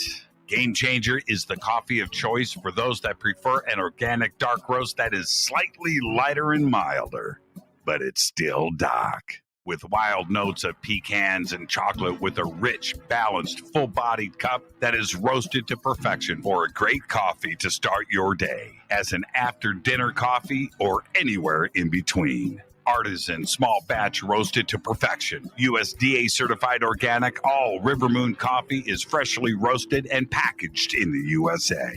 Just go to rivermooncoffee.com or click on the banners over on our site and use the promo code F2BBLEND for 15% off of your order today. rivermooncoffee.com. Do you want to be an official Fadernaut? Of course you do. This is Jimmy Church of Fade to Black. Just go to our membership section at jimmychurchradio.com. Fadernauts, when you think about the future of our country and where we're headed, do you wonder about the food supply? I do. Disruptions in the food supply chain could be disastrous, and they usually occur with little warning. That's why the smartest thing you can do today is to stockpile emergency food, water, and other essentials. I personally recommend My Patriot Supply. They're the nation's largest emergency preparedness company, serving millions of customers for more than a decade. In fact, they're the only source my family trusts for our preparedness plan. You should too. Right now, save 20% off a full 4-week supply of delicious meals that provide 2,000 calories a day. Saving 20% helps too, doesn't it? Especially now. So go to preparewithjimmy.com and get ready. That's preparewithjimmy.com. There's no time to lose. Do it now. So, you love talk radio? Then you'll love TalkStreamLive.com. TalkStream Live is always on, 24/7 with the best streaming talk shows. Find your favorite talkers and discover some new ones. It's free, readily available online or on mobile with any smartphone or tablet. Finding your favorite talk shows all in one place has gotten a whole lot easier. Just go to TalkStreamLive.com. Be sure to download the free apps from Google Play or the iTunes App Store. You listen to us, and we listen to you. And so does the CIA.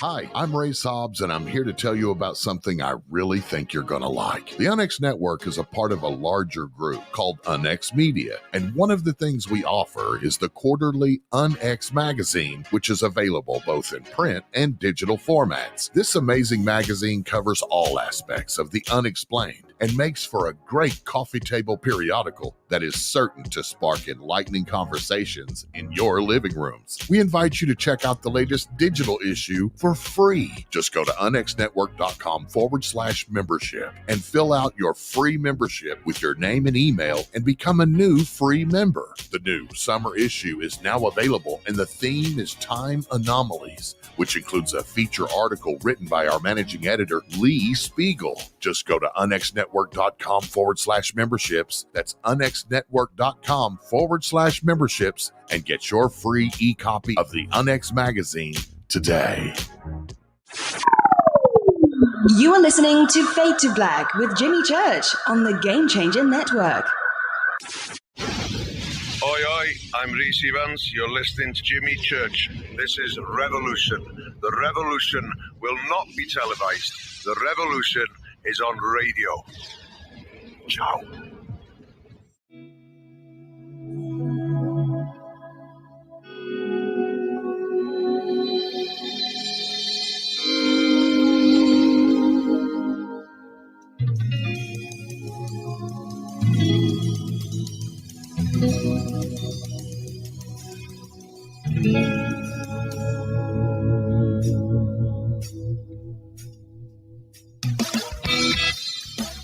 Welcome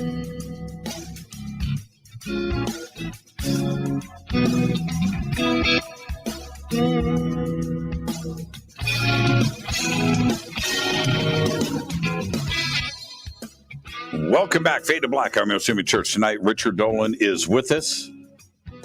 Huge week for the community and, seeking answers.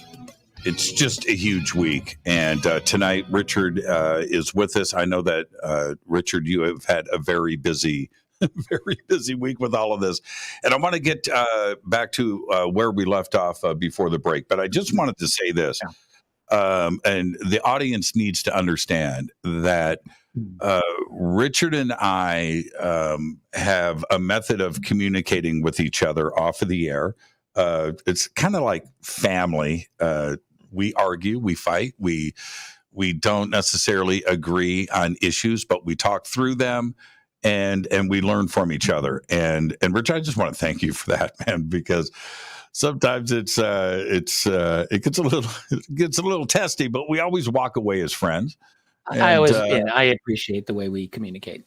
I really do. People need to, sometimes people might think that we're a little bit too loose with each other, but it just comes from trust over the years. Yeah. And so, I want to thank you for that. Hey, by the way, thank you, Jimmy.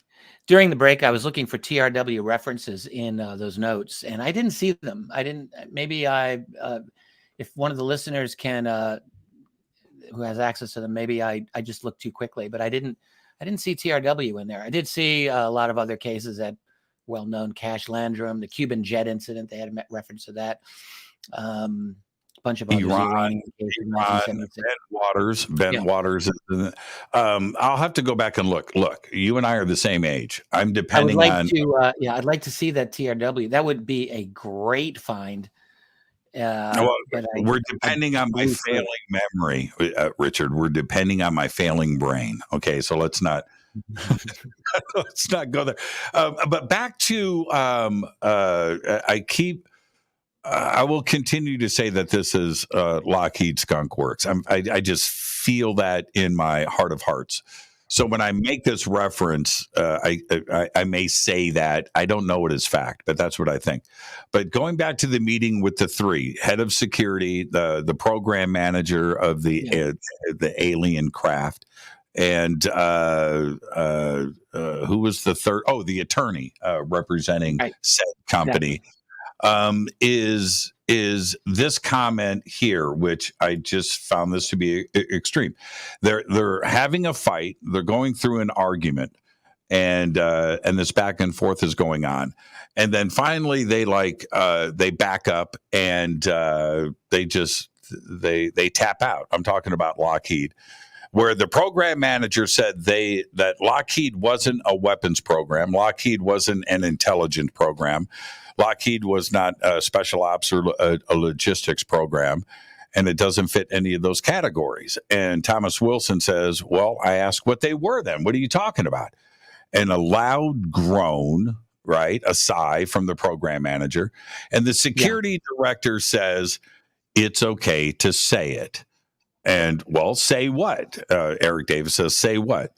And Thomas Wilson says, they were a reverse engineering program. Something was recovered years ago in the past. Technological hardware was recovered. So I thought that they meant Soviet Chinese. And that's an honest, I could see that, right? From Wilson. I couldn't. I actually couldn't. Okay. Well, but it's the way that he says it here. I think he was playing dumb. He went there because he had been told by Greer and by, Mitchell and that this was an ET, there was an ET related program. Oh, so you think he was playing dumb? Well, okay. I mean, that's what I think. Well, and so I said, he says, like a missile or intel platform or aircraft actually came to meeting expecting to find a sensitive foreign collection and reverse engineering operation, thought UFOs used as a cover for that. Okay, so okay. So I said that, right? That UFO was a cover for some foreign intelligence. Yeah, maybe he And actually they did said believe that. that they weren't that either. Mm-hmm. The program manager said that they had a craft, an intact craft, and this is what I think is key here, that they believed could fly, right? But they couldn't get it off the ground, right? That he goes on and he says, if your quote, right, not from this earth, not made by man, not by human hands. And this is the page that you had seen. This is page 13 that you had seen about 10 years before, correct? In 2006, yeah. Yeah, 2006. And where they go on to say, I'm going to pull this down, that it was slow going, that they just couldn't make any progress in the reverse engineering of this craft. And again, I think that's maybe that was true. Maybe that wasn't true. Uh-huh. We have to keep in mind, I don't have any reason to doubt that Wilson told Eric Davis the truth as he knew it. Well, actually, I shouldn't say that. He might have held things back from Davis, even though he was told that he could trust Davis. I don't really know. I do believe that Davis faithfully recorded the conversation, so I think we can say that. I think we can say Wilson probably was relatively upfront with Davis. He might have been completely truthful. He might have held a few things back. Very probably did, just to protect maybe individuals that he had been working under or working with. Totally possible. So that Davis's information would have been honest, but it wouldn't, from Davis's point, but it might not have been. Wilson, we don't know that he told him everything.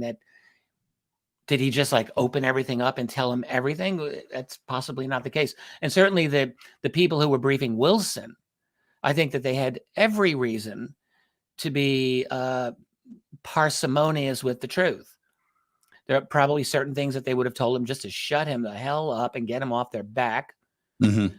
But would they have told him, would they have needed to tell him everything? What if they had made significant progress and they didn't want him to know? Now, why would they want him to know? They might just say, yeah, we're working on it. We haven't made any progress. Maybe it was the truth what they said to him, but maybe it wasn't the truth. Do you think there was a reason? Well, no, let me ask you this. Do you think that Thomas Wilson took a tour of the facility that day? Do you think that they showed him the craft? I have no way of knowing that. It certainly does not figure into the notes at all. Right, because it's clearly not mentioned in the notes. It is implied in the notes that that's what they did with the original investigator from the Pentagon. Right. They said that guy they brought in.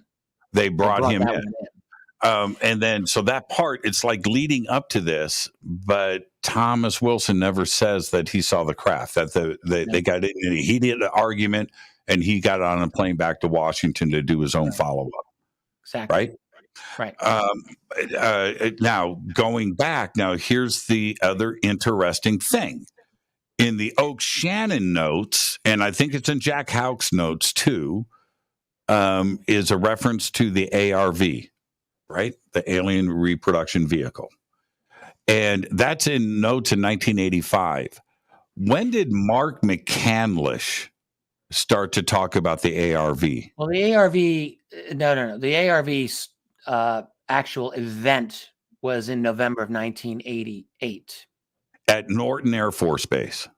Well, I think Norton was the original cover. I think it was over at Lockheed's Hellendale facility. Okay. So it was originally stated at Norton. I think I think maybe that's how Brad Sorensen had Mark McCandlish tell the story originally, but right. I think they flew over to Lockheed Hellendale facility. But is in November of 1988. This is my connecting of the dots, Richard. Is there an ARV? See, I didn't see the ARV connection in those notes. Okay, ARV is written in the notes that they have that we have produced an alien reproduction vehicle, and they call it ARV. It's possible that those notes then would have been, because the Advanced Theoretical Physics group didn't just meet in 1985. They met over a period of years. They met again in 87. They might have met in 86. I can't remember. And they might have met even after 1988. So it would, if they're mentioning ARV, then I've got to think it's after that. No, the notes are dated May 8th, 1985. All right. Well, that's a problem that's got to be resolved. We got to figure that out. No, I don't think it's a problem. I think it's confirmation of Mark McCandlish's story. No, it isn't. It can't be. Because the story literally happened in November 1988. That's Mark McCandlish saying that he had encountered the ARV. It's Mark McCandlish saying that Brad Sorensen. So you're saying these guys would have known about the ARV themselves in 1985. Yes. I want to see those notes. That's if you can. I mean, I wish that I had looked at this a little more carefully before we started.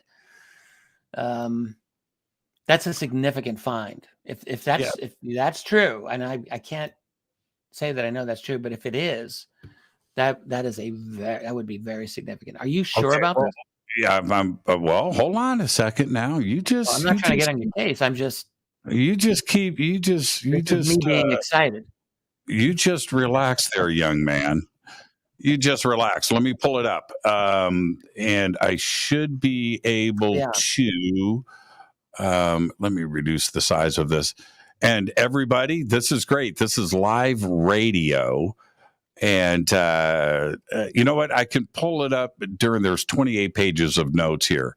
But somebody pull them up, Jimmy. Okay.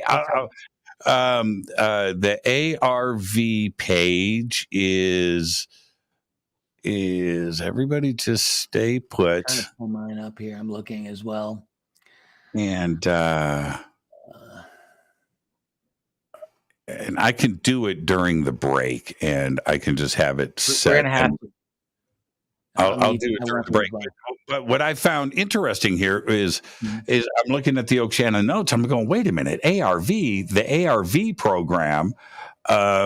We have built an alien reproduction vehicle, and there's the notes. I'm going, wait a minute. So Mark McCandlish, that original conference that he went to, and he has dated that. And I knew it was in the late 80s.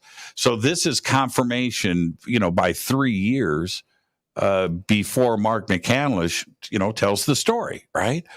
I'm scrolling through these now I'm listening to you, and I'm looking at my version of the notes for anything that refers to ARV. Oh, it's here. I'm sure there's people who know these notes better than both of us, and they're like, "You idiots, it's on page whatever," or "You idiots, it's not there." Yeah, somebody give me the page number so I can just scroll to it. But I'll pull it up, and if it's not in Oak Shannon's notes, and that's where I thought that I saw it, it may be in Jack Houck's notes. But nonetheless, it is here. And I am going to find it. Because according to Brad Sorensen's telling of this to McCandlish, and again, I'm sure there's some listeners who know exactly what you and I are talking about. There are some listeners who probably do not. And just a very quick recap. In 1988, so Brad Sorensen was an aerospace executive. Mark McCandlish was maybe the world's best aviation illustrator, aerospace illustrator. The guy was amazing. Of course, he died recently, and that was a horrible tragedy. But they were very good friends, and they were going to go to an air show together. And at the last minute, McCandlish could not go. He had deadlines, whatever. And Sorensen goes and is accompanied by a high-ranking defense official whose identity has never been fully confirmed. Lots of speculation, this or that. But it's someone very high up, and who says apparently to Sorensen, "Hey, I got a better show for you than this air show." And they get into, I think it's a helicopter, and they go to Lockheed. And according to what I've learned, and probably other people have learned, this was heavily guarded, guys with machine guns, the whole thing, very heavy security. The big shot says to Sorensen, "Don't say a word, I'll get you in." They go in, and it's in what's called the big hangar at Lockheed. There's a huge curtain dividing it. And on one side are exotic, but like losing prototypes that did not get approved for mass production, but they were still amazing. Behind the curtain were 3 hovering flying saucers, and of different sizes, nicknamed Baby Bear, Mama Bear, Papa Bear. Sorensen gave the specs to McCandlish, who then drew it, and that drawing is famous. It's all over the internet. But Sorensen said he also there was a 4-star who was lecturing on these craft, and he referred to them as the ARV, the Alien Reproduction Vehicle. So according to that version of it, that phrase would have been used, presumably, prior to 1988. So if there is a reference to the ARV in these notes, I'm still scrolling. Somebody says it's on page 8. So they're saying it is true. Yeah. I read it. I read it myself. I've got page 8 here in front of me now, so I'm just scrolling. It's handwritten notes. His handwriting's not too bad. Let's see here. Scrolling. Okay. Hell, man. What page am I on? Am I just that out of it? Are the pages? I'm looking at page 8 on the PDF. So I'm not seeing that. Let's see here. I want to see it. I want to believe. I'm going on page 9. I read it myself, so I know it's here. And All right, so I'm gonna believe over the break. I'm gonna look this over as well. So here's the thing. I would say this: if this is the case, if ARV is referenced in these notes from 1985, look, that's significant. I'm not seeing it. What's wrong with me? It's here. I'm going to go through Jack Howard's notes too as well. Oh, it was one of those things where I went, okay, this is a bit much. Okay, this is just too many dots are being connected here. So now somebody said page 8. Page 8 of what said? Well, I'm looking at his handwritten, so I see his page 4 is actually page 7. So his page 5, page 6, page 7. I'm going to his page 8. And let's see here. UFOs against rotating star. Oh, yeah. Now I see his numbers here. 5, right. 6. Don Kemble. Is it the Don Kemble page? Is this exciting radio or is this boring radio? I can't tell because we're not saying anything. Well, but we're looking for something. But see, and back to my point, though, and I'll find it during the break. And Richard, you can look at it during the break. But this, look for it as well. The ARV, that reference, those 3 letters are significant because this is something that Mark McCandlish, not only, I have his paintings here and signed. I have a big blueprint that he signed for me. And he did presentations at the Citizens Hearing. You remember that? Yes, exactly. And I think you were there, right? Yes. Other than Steve Bassett, I actually gave more presentations of that than any other person.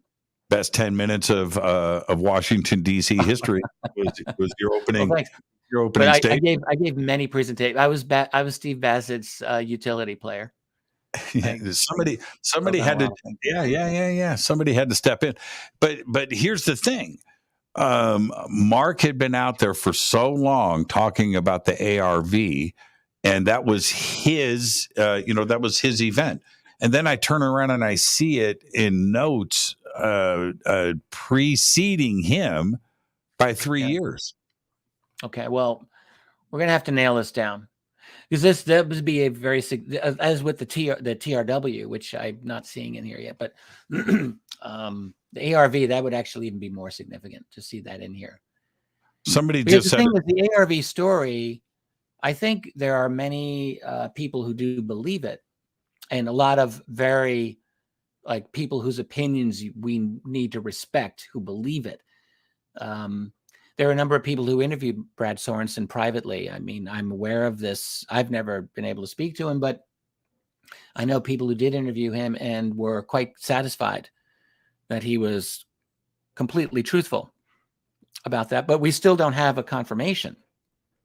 There's no document. There's no government confirmation. So if we can find that in these notes, that would be a significant support for the reality of that. Would you be surprised because of the Wilson Davis notes, which are now part of the congressional record, right? We have that. Yeah. And that these notes now, if they have another hearing, I would expect that these two sets of notes are brought into the record too as well. Would you be surprised if Eric Davis or Admiral Wilson are asked to testify? We're giving them a roadmap, aren't we? I would be surprised.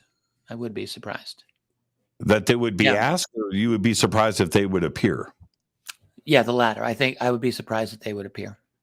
I would love to be wrong. I would like to be wrong. I have not changed my opinion on one element of UFO disclosure, which is that it is so radical, so revolutionary, so disruptive. There's just too much. There's too much against it, and not only that, but the level. When you study the notes, Davis's notes, the kind of the depth of the secrecy, the labyrinthian nature of this, the fact that you've got, essentially what you have is these notes tell us you've got probably $1 billion UFO reverse engineering programs that are being managed by corporate contractors hiding behind sub-programs of other legitimate SAPs, special access programs. So it's, and my read of this is that they were using false descriptions in the directory, which was one of the difficulties that Wilson had in finding them. That seems to be illegal to me. But what's definitely clear is they were using the Special Access Program Oversight Committee to maintain their own deep secrecy. They're able to make that group do their own bidding, essentially. And the other thing is that Wilson goes back. He found a legitimate lack of oversight of this program, and instead of being praised for finding this, he gets threatened with his career. And actually, really did prove true, like the statements that I think Greer was saying back in April of '97, that this is like a rogue operation. So that's a significant level of, it's not just secrecy. Arguably, it's deep criminality. You could really make this case. They would have their own argument to say, no, this is not criminal. This is not illegal. I've often called it legal illegality. It's essentially it's illegal, but they're hiding behind some kind of fig leaf of legality. But these people do not want to be exposed. They're going to do anything to stop being exposed. So I would be shocked if Eric Davis or Thomas Wilson gets called to testify. Well, with Oak Shannon's statements, he is now on the record. There isn't any deniability at this point when you have everything supported. It's direct evidence. Well, he was already on the record as having said that he knew Wilson and Davis. He had said that previously, maybe to Billy Cox, I think. I believe so. Wasn't Billy Cox? He called Admiral Wilson about this. That's right. And accepted the denial at face value. Yeah, unfortunately. Mm-hmm.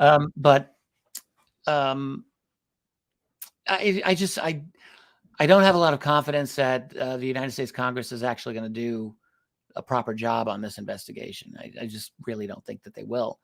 I'd love to be proven wrong. We have two things that were supposed to happen this year, or three, haven't happened yet. One, we didn't get the public. There were supposed to be 2 reports filed this year.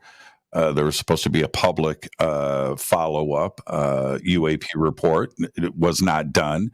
We are now into the 4th quarter, right, of 2022.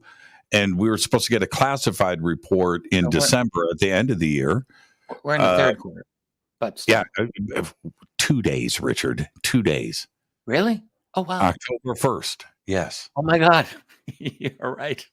Don't see, you're too smart. No, I'm thinking it's like early September. I'm no, if you say something like that, I immediately backpedal and go, man, I'm wrong. No, 2 days, 4th quarter. Okay. Okay. But yes. Are we going to have another congressional hearing on UFOs? Number one. Number two, are we going to get a public report that was supposed to happen back in June? And 3, are we going to get the classified report in December, or are they going to kick the can down the road? Yeah, I don't think we're going to get anything of value out of these people. We haven't yet. I had family members. I have one very wonderful, beautiful elderly aunt who is, in my extended family, they all love that I've, gotten into this UFO thing. I don't think they follow it very carefully, but they're proud. And my aunt, God bless her, she just said, "It's wonderful. You're getting, your what did she say? Vindication." I'm like, well, that's good. When I watched the hearings though in May, I thought that was just the most, absolutely lame. It was just so awful. And they did mention the Wilson Davis documents. The Wilson Davis gets mentioned. That was a high point. Yeah, Gallagher mentioned that. And that was good. That was good. Richard, we just blew through a commercial break. I feel bad for you now. You got to make your money, Jimmy. Yeah, you got to make that money. No, I did it because I thought that I was dumb. That we weren't in the fourth quarter. Thank you, Richard. We'll be right back after this short break. Stay with us.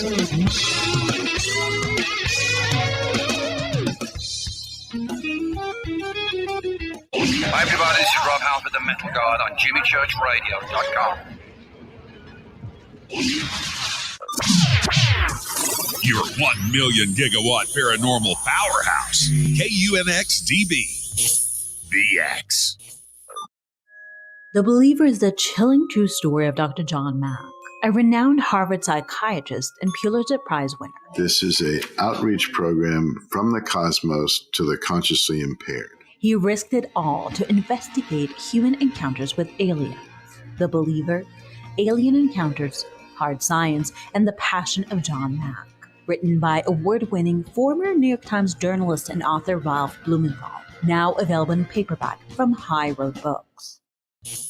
Are you ready to read about true paranormal events? Unx Media publishes nonfiction books about UFOs, ghosts and haunted places, time anomalies, cryptid creatures, and more. Just like KUNX-DB Radio, it's all about unexplained phenomena. Visit www.unxmedia.com to see our list of great book titles by Debbie Ziegelmeyer, Gene Walker, Devin Listrom, Wayne Lawrence, Bill Spicer, and yours truly, Margie Kay. That's unxmedia.com.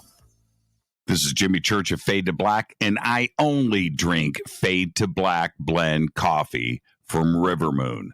Just click on the River Moon Coffee banner at jimmychurchradio.com. Promo code F2B Blend. This is the only way forward. This is Fade to Black. Make contact. When you take the beans from Central America with dashes of Indonesian and African mixed in and then roast it to the dark side of Fade to Black, you create the ultimate brew of fringe. Introducing the Fade to Black blend from River Moon Coffee. Yes, River Moon's darkest customized roast was created for the love of Fade to Black. The alchemy of masterful roasting and smoking the beans is in every sip of this full-bodied, dark Java. I need my coffee dark, deep, with distinct bittersweet chocolate highlights, just like the bunker. Leaning further into the darkness of the roast is Fade to Black blend from River Moon Coffee. Just click on the banner at jimmychurchradio.com and use the promo code F2B Blend for 15% off of your order today.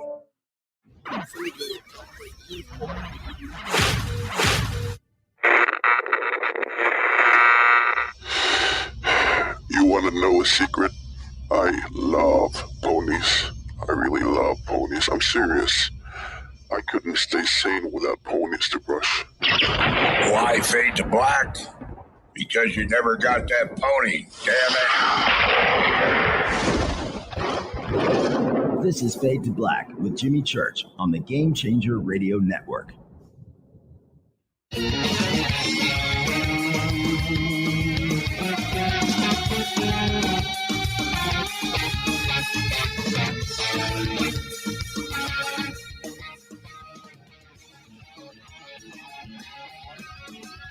Welcome back. Fade to Black. I'm your host, Jimmy Church. Tonight, Richard Dolan is with us. Bombshell week. It's Bombshell week. Tonight is night 3. We are discussing the Wilson Davis document, and not only that aspect of it, but the other things that have happened, which have been remarkable. That is the Oak Shannon notes. That, and I'm going to circle back to that because the revelation of that is pretty extraordinary. And of course, Jack Houck's notes and Oak Shannon's interview that he did 5 days ago. Which confirmed not only elements of these notes, but other aspects of this and the players involved. Richard, I wanted to ask you directly. Grant Cameron has had Oak Shannon's notes for 20 years. He got them from Eric Davis. And I think that in of itself, right there, which is, it's not circumstantial, right? I think that's a pretty significant situation here, that it came from Eric Davis, and it's all the same players that keep repeating themselves, which fold into NIDS. And then Eric's exit of NIDS, and was he in NIDS in 2002? And was that maybe part of the motivation of contacting Admiral Wilson? I think he was. Was he still in NIDS by then? NIDS was still operating. Well, NIDS was, but was Eric part of NIDS in 2002? He left NIDS at some point. I don't know. I don't remember this. I don't know. Yeah, Grant had them, and I have no doubt that if Grant's listening, or some other people like Melinda, I feel terrible because Melinda wanted to talk with me today. I was so tired; I had to lie down before I did this with you, and now I feel bad because I think she probably would have been very, very good for me to listen to. If because I can't find any reference to the ARV in here. By the way, I looked during the break. I can't either, and it was one of my fondest memories of the last 24 hours. I don't know where it would be. I mean, I've unless I'm just missing something, it's staring me right in the face. Yeah. But no, you're talking about, I think they're the true invisible college, these people, Eric Davis, Hal Puthoff, Kit Green, John Alexander, they're all part of it. And then other people just, they kind of come in and out of it. I get the idea. Oak Shannon, the people with, the Advanced Theoretical Physics group, they're kind of part of it. But then the people around Robert Bigelow, certainly with NIDS, the National Institute for Discovery Science in the 90s, definitely. And then when that kind of went away, it continued. A lot of the ATIP contractors, Dr. Puthoff, Eric Davis, were, working for ATIP. And you really get the idea that there was this informal network that just never went away because they were old friends and they respected each other. They all had their own security clearances. And I think they were all smart enough to know, like, I think as Davis once put it in an interview he gave, they know the rules of the road. So you just know that there are certain things you don't talk about, but there are certain things you can talk about, what's safe. And they shared what was safe with each other so that they all wanted to get to the goal line. I think the goal line it's very clear, in my opinion, these men definitely are deeply interested in the UFO ET phenomenon, and they want answers. And that's what they were just trying to do. Like, I don't know if this was a professional interest or if they just all shared this fanatical need to know, like many of us have. And there could be ulterior motives, but I think a lot of it's just intense curiosity and desire to know. And there was this need to know. And what Admiral Wilson quickly found out as Deputy Director of the Defense Intelligence Agency, who handled budgets and the money coming out of Congress and the appropriation of money going into these SAP programs, that he thought he had the authority to go and find out where the money was going and what was being done with it. And he found out that as secretive as SAPs are, and they should be, that there was another level of secrecy here above that applied to aliens and ET and UFOs, that absolute secrecy. And then he found out about the bigot list, and he was not on it. And other people that he thought should be on it were not there, and there were no names there. And he mentioned, and no names that he recognized, or I think one or two names I think he may have recognized. That and none of it was military. Now, and he said, yeah, that's right. And he said 400 to 800 names on this list. And now let's go with what a bigot list is and what bigot is. Most people want to assume this negative connotation to it, but that's not the origins or the etymology of bigot. World War II, from the Second World War. And it had to do with the Brits, British invasionary ground occupation. I don't know, something like that. It had to do with the Second World War is where it began. It was an acronym. Doesn't mean bigot. It doesn't mean, but it has to do with like it's like the people who are in. Who's in? Are you in or are you not in? If you're in, you're on the list. It's very simple. So Wilson, in his statement to Davis, apparently said that he was shown this list and he was allowed to look at it. He was not given the criteria for why certain names were on, and he asked for the criteria. They said, "No, we don't give you that." And he said, "Well, why can't I be on it?" And they wouldn't tell him that either. They wouldn't give him the criteria, right. And to get on the list. It is the ultimate level of trust. To get on that list, you are not disclosing what you're working on, period. I want to mention something else here, too. It's a significant part of this whole story, which is an article written by a man named Bill Sweetman for James International Defense. It's from January 2000. And it is one of the only articles that you're going to find, certainly from that period or really any period, where he tries to get into the Pentagon special access programs and to talk about them. So Bill Sweetman was, I don't know what he's doing now. He was a great aviation writer. I have a couple of his old books, like top-notch aviation writer who obviously knew the defense community exceedingly well. And he did this article called Inside the Pentagon's Secret Budgets. Now, where he talks about, he says, look, when you look at these special access programs, and in 2000, this is like a kind of a new thing for people to talk about. He said, it's not clear to me that the DOD is really the final word here. He says, it seems to me that private contractors are on top and they run it.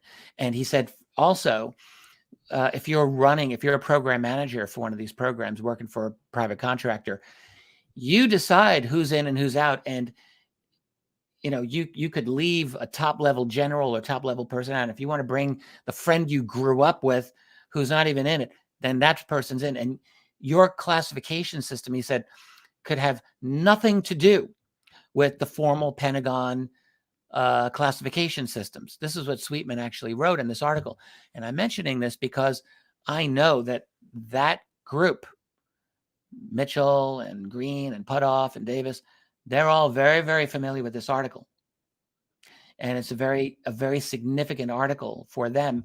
And it's obvious because that article speaks, they feel it's very accurate. Now, what I would like to know and what I don't know is did any of those people inform Bill Sweetman of the whole Wilson saga when he wrote this?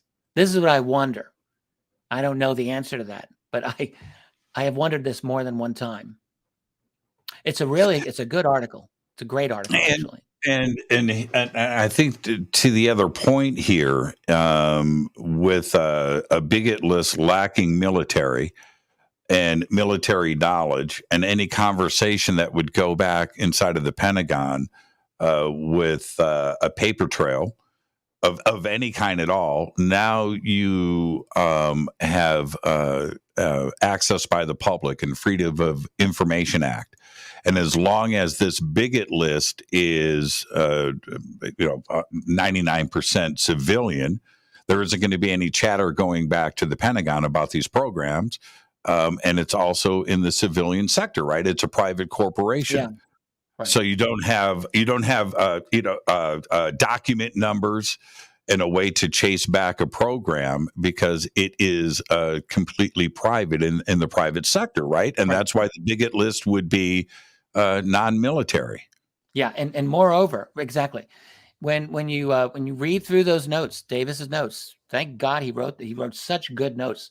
I mean, we would like for it to have been even more, but it's amazing. But what you get is this sense that, like, how many individuals actually were monitoring these programs? How many individuals within the Pentagon? I mean, within the SAPOC, the Special Access Program Oversight Committee, and within that, what's called the Senior Review Group. All of those are referenced in the notes. How many people would have access to what this contractor is doing? And how often would this contractor be required to report on what they were doing? And who's actually doing the review? The impression that I came away with is, they do a once a year review, but like, how deep are they really going? It's not clear to me that you're getting any significant oversight. And this is something that Sweetman actually wrote in his article. He said, it's not clear to me that there's really any significant Pentagon oversight over these programs. No, so I really do wonder. Like, his article comes out in January 2000. Right. So this whole thing was bubbling around in very limited circles. And I just wonder if one of the guys in Robert Bigelow's clique had a little conversation with Bill Sweetman. And so here's the deal. I mean, the oversight seems to stop at a general number of budget. But what is being, what's the money being spent on? What's the project? No, there's no oversight there. You don't have it. The money is sent to the program, and then what happens from there, nobody knows except for that private corporation and their employees that are on that bigot list. And that's it. There is no, and in theory, a couple of people in the Pentagon. Right. Which may not even, when they retire, go to work for these corporations. And those members of the Pentagon aren't necessarily in the military either. Right? Yeah. Well, I don't know. I mean, if you're on the, well, yeah, that's right. I mean, that's true. You could have some very high level civilian people involved in that. Chris Mellon, 100%. I want to run this by you. And so check this out. This is about as interesting as it gets. 2 days ago, I'm in a parking lot at a shopping center, and I'm putting stuff in the back of my Jeep, right? And this guy comes up from in back of me, and I don't see him. And he goes, "Fade to black." Right? And I jump, and I turn around, and he goes, "Ben, it's good to meet you." I said, "Oh, okay. What's going on?" And we stopped and talked. And he said that he was born and raised here in Palmdale. And he said, "Let me tell you something. In the 90s," and I'm quoting him, "in the 90s, we had hexagon craft being flight tested here." I said, "Hexagon? You mean triangle?" No. He goes, "Like stop signs, hexagon." I go, "What do you mean?" He goes, "Dude, day and night." And I said, what were they? He said, "Totally silent. We all watched them in the 90s. And they were black." And I said, in Palmdale, he said. What's that? In Palmdale? In Palmdale. Okay. And so, Skunk Works is here. It's in the center of town. Right. And so anyway, I said, "How big were they?" And he's standing next to me, and he goes, "From here to the building."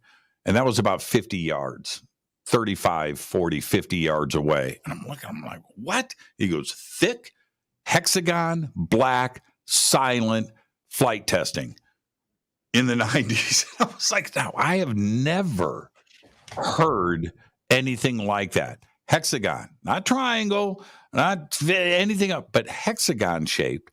But here's the deal. This goes back to that bigot list. Nobody's ever talked about this, and sightings in Palmdale. If it was going on, people are used to flight testing out here. Things are getting tested. Everybody that lives here works right down the street and they're not going to be talking about this, and they may be familiar with it, but it goes back to that bigot list. If you're in one of these programs, you're just simply not talking about it.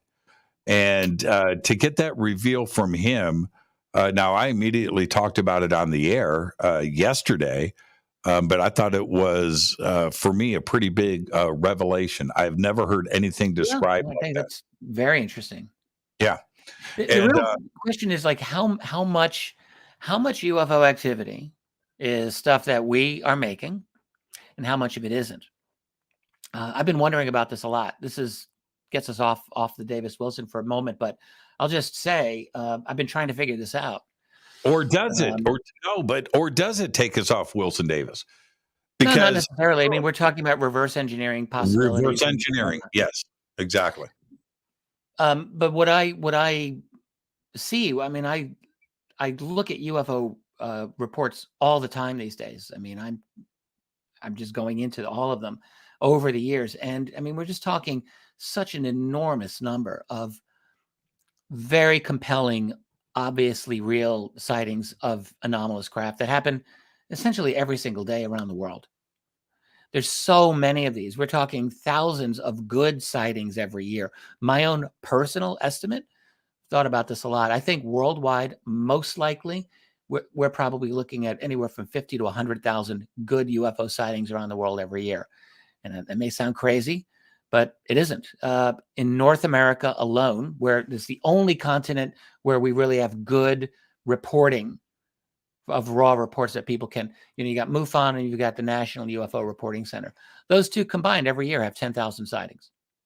Now, I mean, obviously, I'm not saying they're all alien craft. Most of them clearly are not, but you go through them. I've read through a lot of these reports, and I'll just say many of them are going to make you sit back and say, wow, there's some very good reports there. And then for every report that makes it to a database, how many are seen and they're never reported? There's a lot of these. So, and that's only North America, which only has 5% of the world's population, US and Canada. I'm leaving out Mexico here. And then you go to South America, the Latin American nations, you go to Europe, you go to Russia, you go to China, you go to Africa, Indonesia. Good Lord, how many, we only get some of those reports. So here's my point. My point is that this is a massive phenomenon. And one of my most intriguing sightings that I cannot stop studying are the cases, and these happen all the time. Someone will be up at 3 a.m. and they will see a black triangle hovering at 200 feet over their house or over their neighbor's house at 3 a.m. And they almost didn't see it because it was so dark and so stealthy and silent, but there it was. And not always triangles. Now, if these are military operations, you got to ask yourself, what the hell are they doing at 200, 300 feet altitude at 2 a.m. over your house? Mm-hmm. Why? Mm-hmm. Around the world. I don't think that these are all military black budget. They can't be. It's too many of them. I think there's just too many. I do think that we have a, let's say, domestic fleet. Sure. Now, what they're being used for, what their mission is, this is important to inquire, because they're not being used in standard geopolitics. So what are they being used for? And who controls their operation? But anyway, my point is that a lot of these they're not ours. I had some maybe, but most are not, I think. Somebody, it was a neighbor outside of the community, right? Knows what I do, and he came up to me. His name was Mikey. I've known him since he was a little kid, and he goes, "Man, I'm out at my dad's house in Palmdale. This was over in Burbank, and that's exactly what he describes to me. He said that he went outside at 3 o'clock in the morning, and above the house out here in Palmdale, he said it was like Star Wars, a big black triangle over the house." And now this is not somebody that is, following Fade to Black or, has read David Marler's book. It's not who he is. And he said, check this out, Richard. He goes, I freaked out. I know that Edwards Air Force Base is right over there. And I'm wondering, where's the military and why aren't we shooting at this thing? That was his comment, right? And by the way, he said it just raised straight up. and kept going, and it was black and that just disappeared. Yep. And he said for years he couldn't walk outside at night. Yep. Yeah, I'm so glad you mentioned that story, because there's many of those. That is almost, I've seen so many of them that it's almost a cliche. It's not a cliche, but it's a classic type of sighting, and it's a widespread type of sighting, and it's something no one talks about. I don't hear anyone in the UFO community talking about it. To me, I get worked up over this because I feel this is a significant thing. Imagine, one thing I tried to do when I was reading enough of these, I thought I got into Google Earth and I put myself down at 300 feet altitude over the neighborhood where this one particular sighting was reported. And I just slowly went over the houses at that altitude. And I thought, what would I be doing at 3 a.m. over these houses? Yeah, what's the purpose? There's only a couple of things I can think of. Abducting people comes to mind immediately. Or engaging in maybe psychotronic stuff if you really want to like mess with people or maybe get in their head. You have people talking about these ultra vivid dreams. Is that what's happening? I don't really know. But it's certainly something that we want to know about. I would sure as hell like to know if there was a craft over my house tonight at 200 feet at 3 a.m. I'd like to know what that is. There are many of these that are reported, and it's very disturbing. I'm getting us a little off track. I apologize. But no, you're not. Well, it's such an important thing. This guy the other day in the parking lot, he said at night in Palmdale, it's just jumping off. I said, yeah, it is. He goes, man, it's just incredible. He said, but the hexagons stopped. It was only in the 90s. That's it. And yeah. And he was so specific about it and just so excited to tell me this. But he said, this is what goes on out here. I have not. I'm not even sure if I would tell anybody if I did see anything, because I live here. If I say something and it's something that's being tested, am I disclosing government secrets on the air in real time? Right? Am I going to get the real bona fide Men in Black visit? Here, I don't know. Yeah, I have to think some of these could very well be test vehicles. Yeah. But the thing is, there's a lot of these reports out there. That's the thing. There's so many of them, and they're not all in Palmdale. Like a lot of them are out in, Keokuk, Iowa, or out in the middle of other countries. They're not even all in the United States. They're in Europe, they're elsewhere. Can I keep you for another 20 minutes? Are you okay? Okay, good. The other thing that keeps getting repeated, and I think this is from outside of our community, it's not necessarily, somebody that's research, but they all say the same thing: silent. Right? They don't talk about noise or engine noise or hums it's always sometimes it's even more than silent. I've read reports where someone will say it's like all the noise got sucked out. It was like the deadest of dead silence you can imagine. Yeah, fascinating. Let's take our break. We're going into overtime with Richard Bleepin' Dolan. What a great conversation tonight. There's a lot of follow-up stuff that I want to get to next. This is Fade to Black. I'm your host, Jimmy Church. Stay with us. We'll be right back. This is night 3 of the Wilson Davis Week. Stay with us.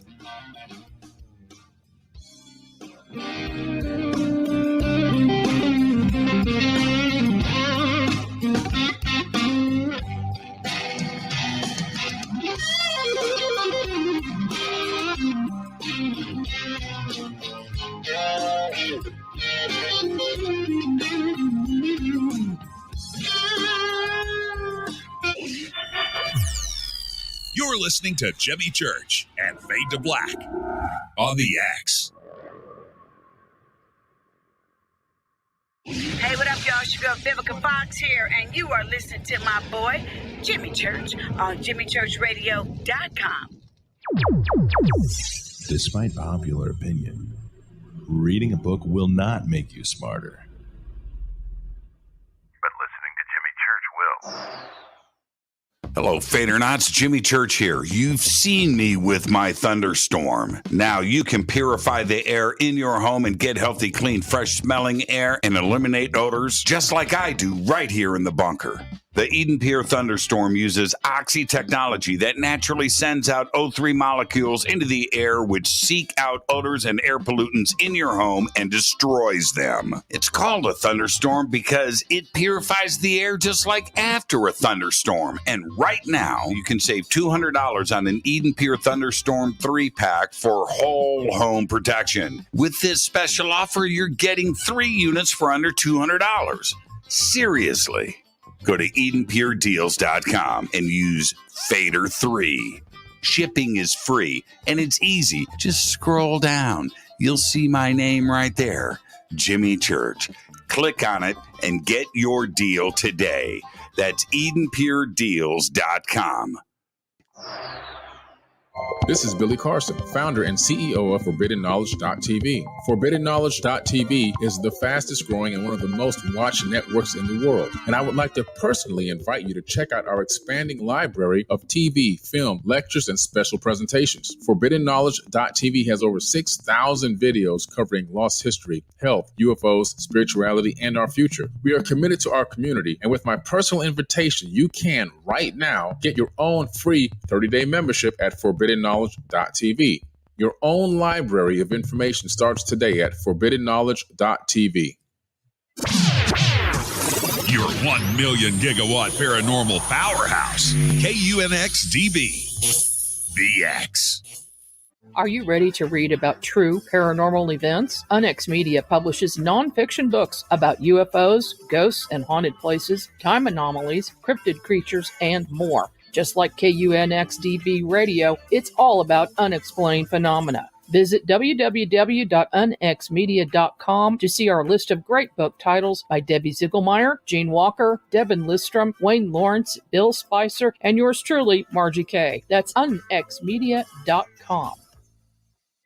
Introducing the Game Changer blend from River Moon Coffee that delivers a customized blend made specifically for the Fadernauts. If the game is rigged, change the game. It's a bolder cup with some bite.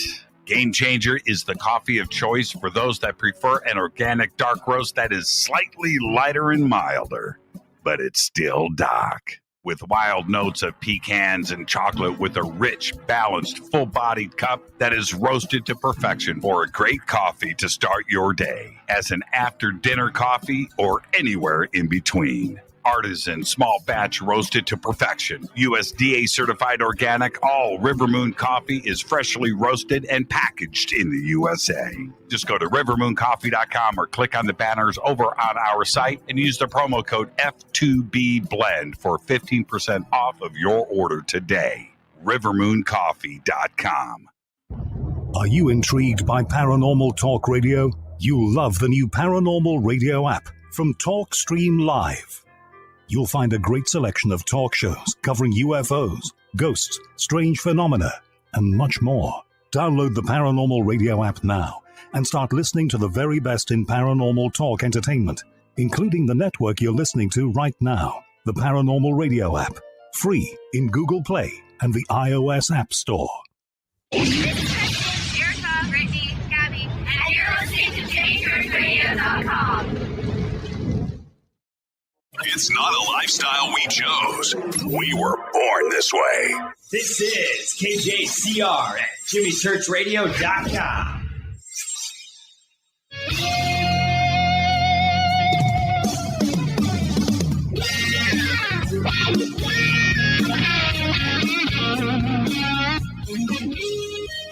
Welcome back. Fade to Black. I'm your Jimmy Church. Overtime with Richard Bleepin' Dolan.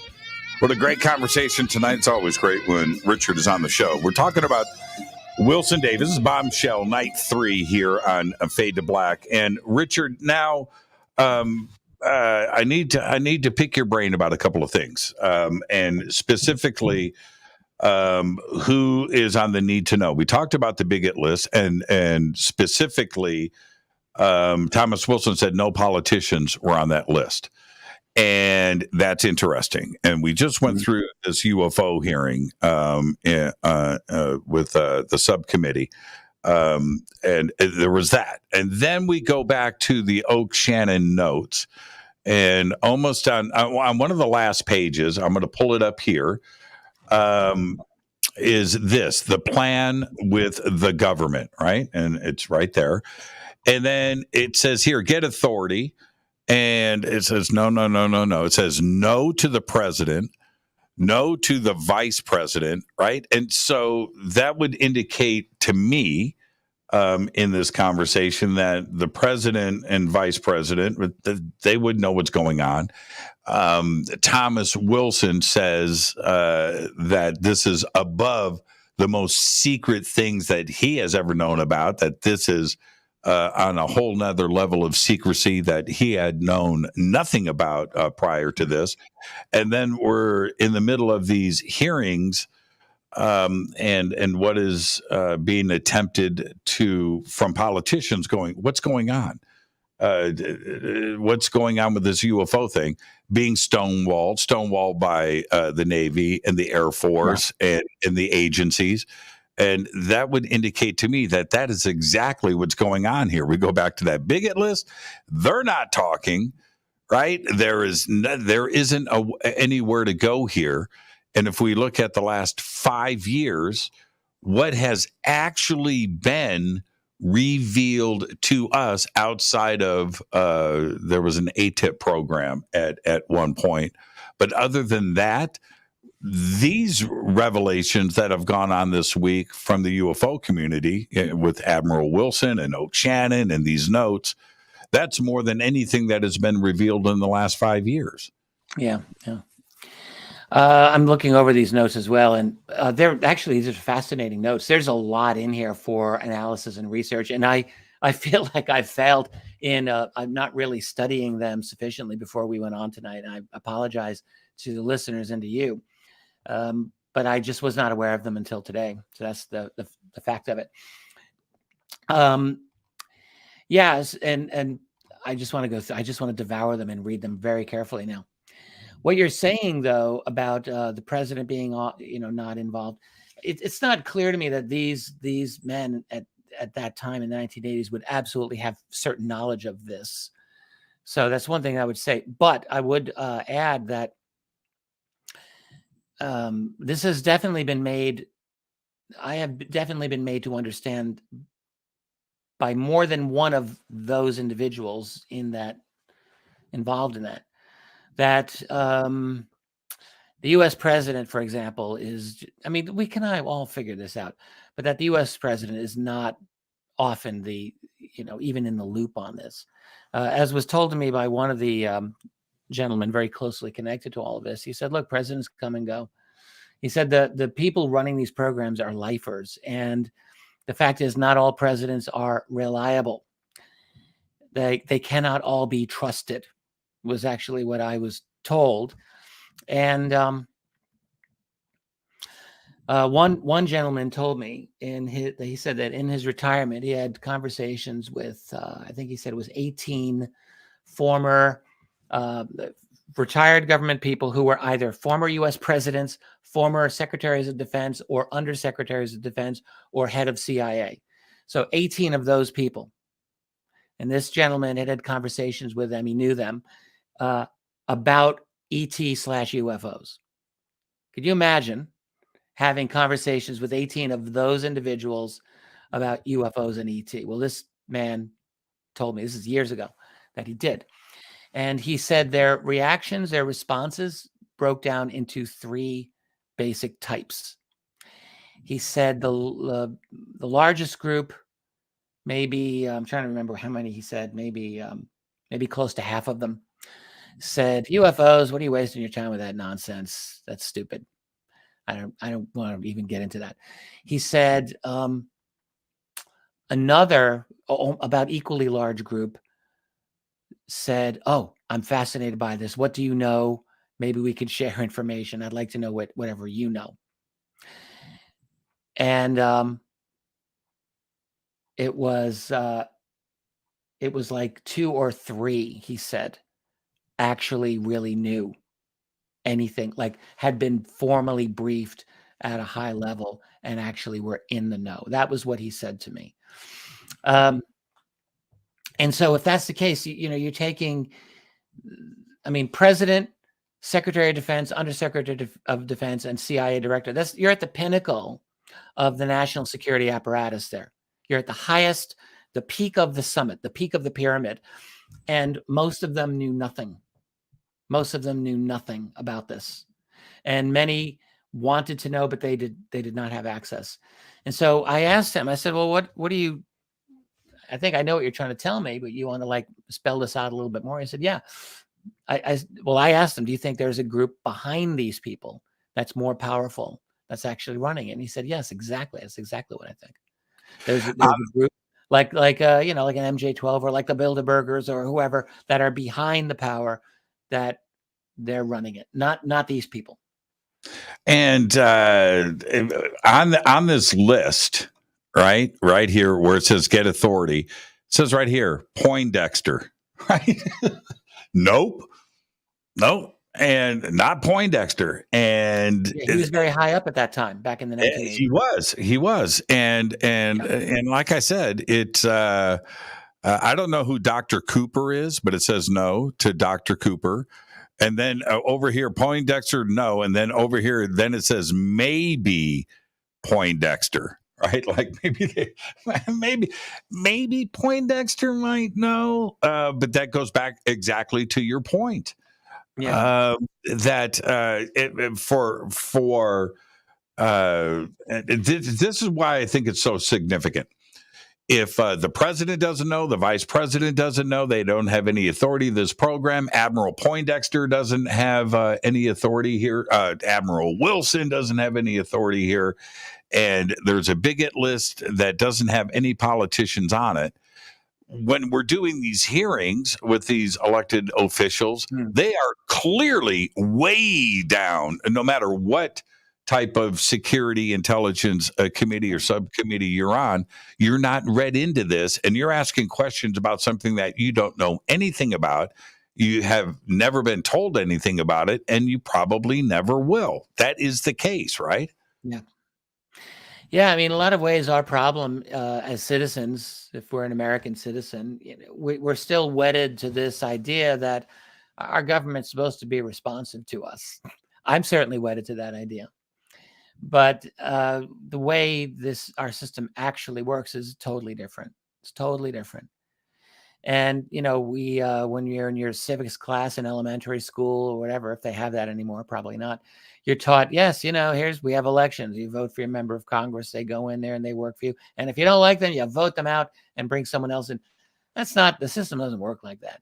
It's a completely, that is all veneer. I think we all realize this now. It's not there's no any democracy or democratic anything. That's all sham. That's all just doesn't exist. And almost, you could almost say it can't exist. That's really the problem. The United States is a global empire. It straddles the globe, and it is in the business of maintaining that empire. And this is what happened with Rome. You were talking about Roman history and Caesar and Pompey.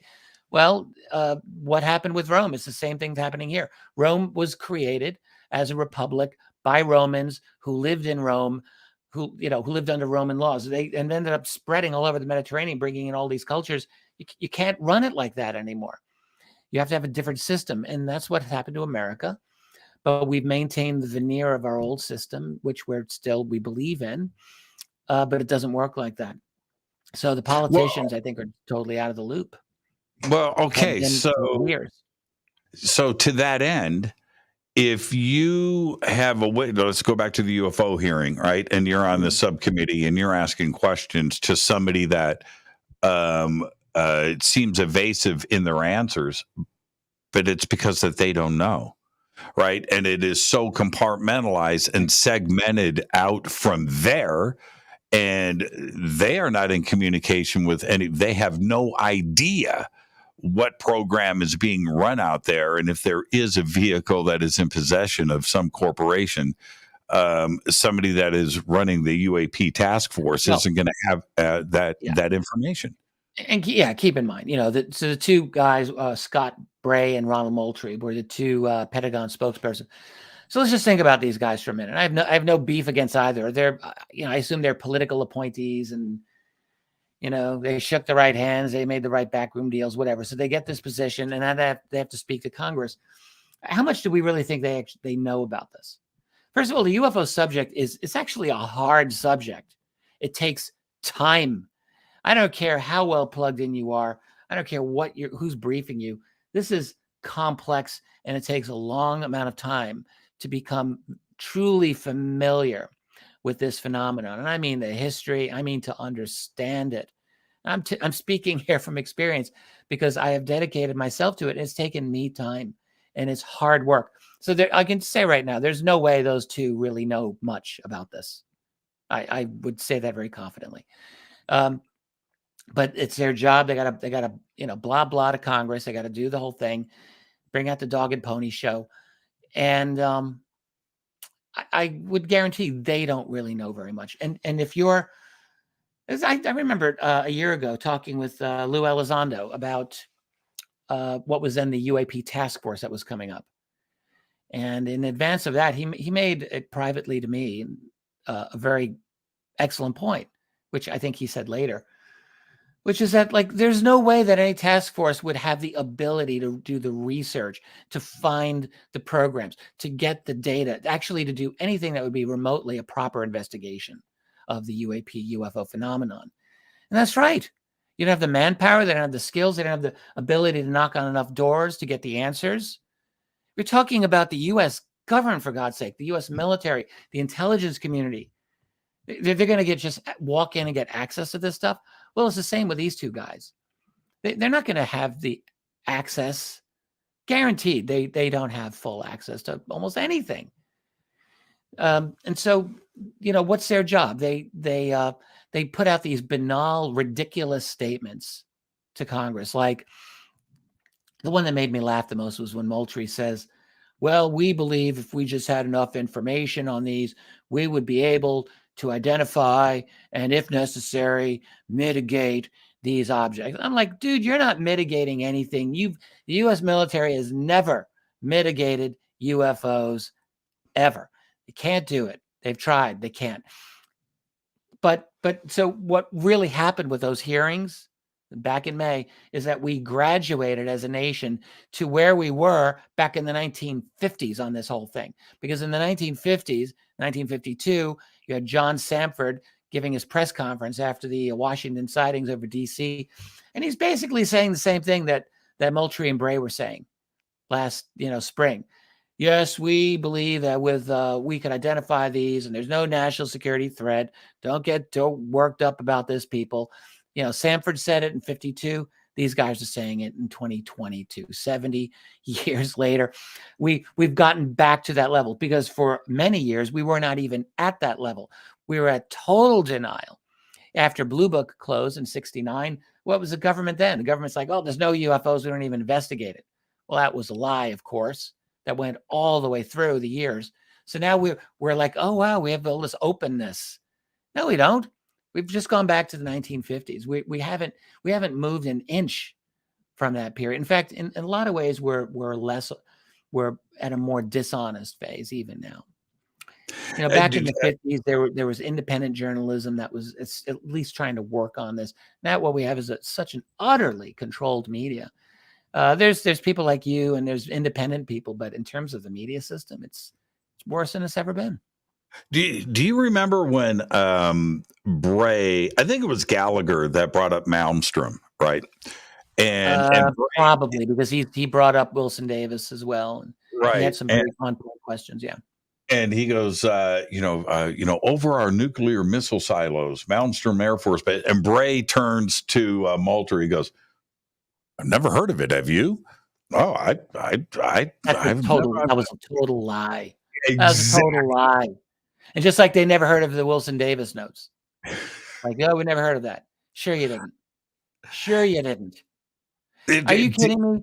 They all, I don't know what kind of language I need to avoid here, but they all probably had a little accident inside themselves there at that moment when this gets raised because, or essentially they just, it was all worked out. We got to deny certain these things. Like, I'd never heard of that. Never heard of Malmstrom, nuclear connection. What? They have to just feign this ignorance. So back to the Wilson Davis notes when they were, I'm just going to say Lockheed, with the 3, right? When they said you can do whatever you want. It doesn't matter. Just go back to Washington and tell the president we don't give a shit, right? Okay. Right.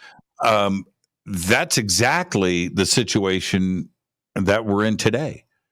That whoever is in charge of these programs, they don't care about a UFO hearing. They don't care about any they are above all of that, and they really don't give a crap. And they are so hidden and deeply protected. Yes. And you know, again, I'll just mention when the New Yorker was this 2 years ago, they did their piece and they had Harry Reid quoted in there. And I mean, for the New Yorker, this is a pretty good piece of UFO journalism, frankly. And Reid in that article talked about a connection with this to Lockheed. I mean, that was a very significant thing. And he immediately had to walk that back in a tweet. The next day. Yeah. It was the next day after the publication. Someone smacked his knuckles and said, come on now. You can't say this. That's why I say he pulled a Buzz Aldrin. You know, Aldrin every now and then comes up with these statements and he has to retract them. That's what Harry Reid did. He had to do the same thing.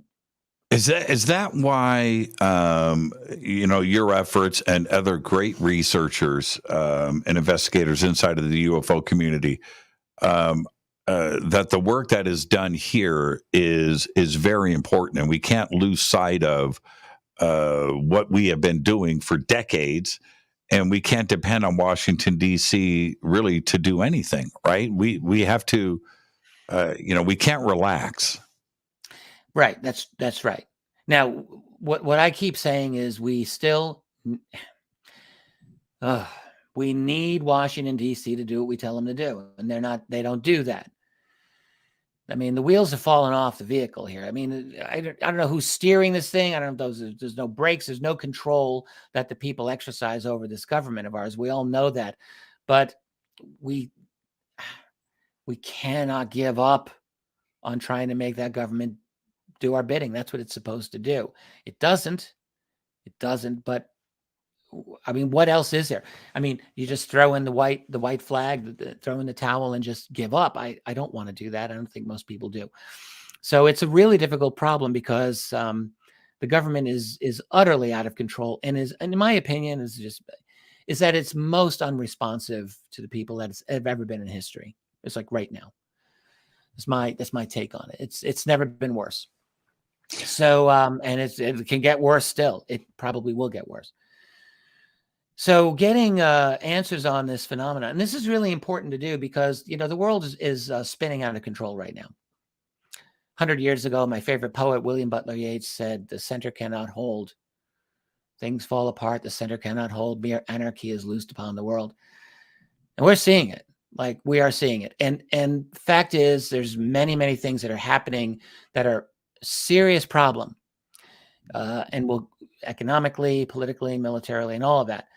But the thing is, the UFO phenomenon is so important, and it's easy for people to forget this because it represents. Let's just not forget, what do these Davis Wilson notes? That's the most important takeaway, is that aliens are real and they are here. That's actually the first takeaway because we got their stuff and we're studying it. Aliens are here on this planet. And this is, and they are here in a clandestine manner. And this isn't trying to like scare people, but the fact is they are here in what seemed to me to be large numbers in a completely secretive, clandestine way. And they are engaged, and they're not doing hands-off stuff here. They do abduct people. Tracy and I talk to abductees almost all the time these days. This is like a big thing that we're both engaged in. And most of these abductees they don't want to go public. They don't want to talk to the world, but they'll talk to us. And I can tell you this, like, abductions still happen. So the aliens are not just disinterested scientists just watching the shit show, that is planet Earth. They are here doing things. And this must be said, and I know I'm running out of time. They are engaged in large-scale activity at a moment in our history as a species when we are going through the most fundamental transformation that human beings have ever gone through. We are transforming our society into what I keep calling the fourth stage of humanity, and it is. It's digital control. You know, stage one is we're hunters and gatherers with spears taking down big animals. Stage two is we farm and we create cities and birth of writing and the wheel and all of that. Stage three is science and industry, and we transform the world. And that's what we were all born into. But we're going into stage four. And stage four, I can't even imagine all of the implications, but let's just put it together. Strong artificial intelligence, complete genetic control and transhumanism, nanotech, quantum computing.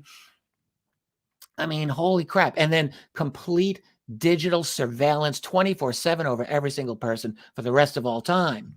And total micromanagement of the economy so that forget economic freedom. That's fewer and fewer people. So it's a massive, giant anthill of humanity. We're creating it right now. We're going through a global revolution.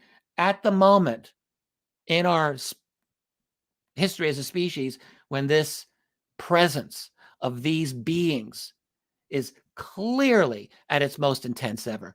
Yeah, they've probably been here a long time. I do believe that, but not in these numbers. I don't believe that. They are everywhere, and they are engaged, and they are deeply embedded and committed to whatever is happening to us.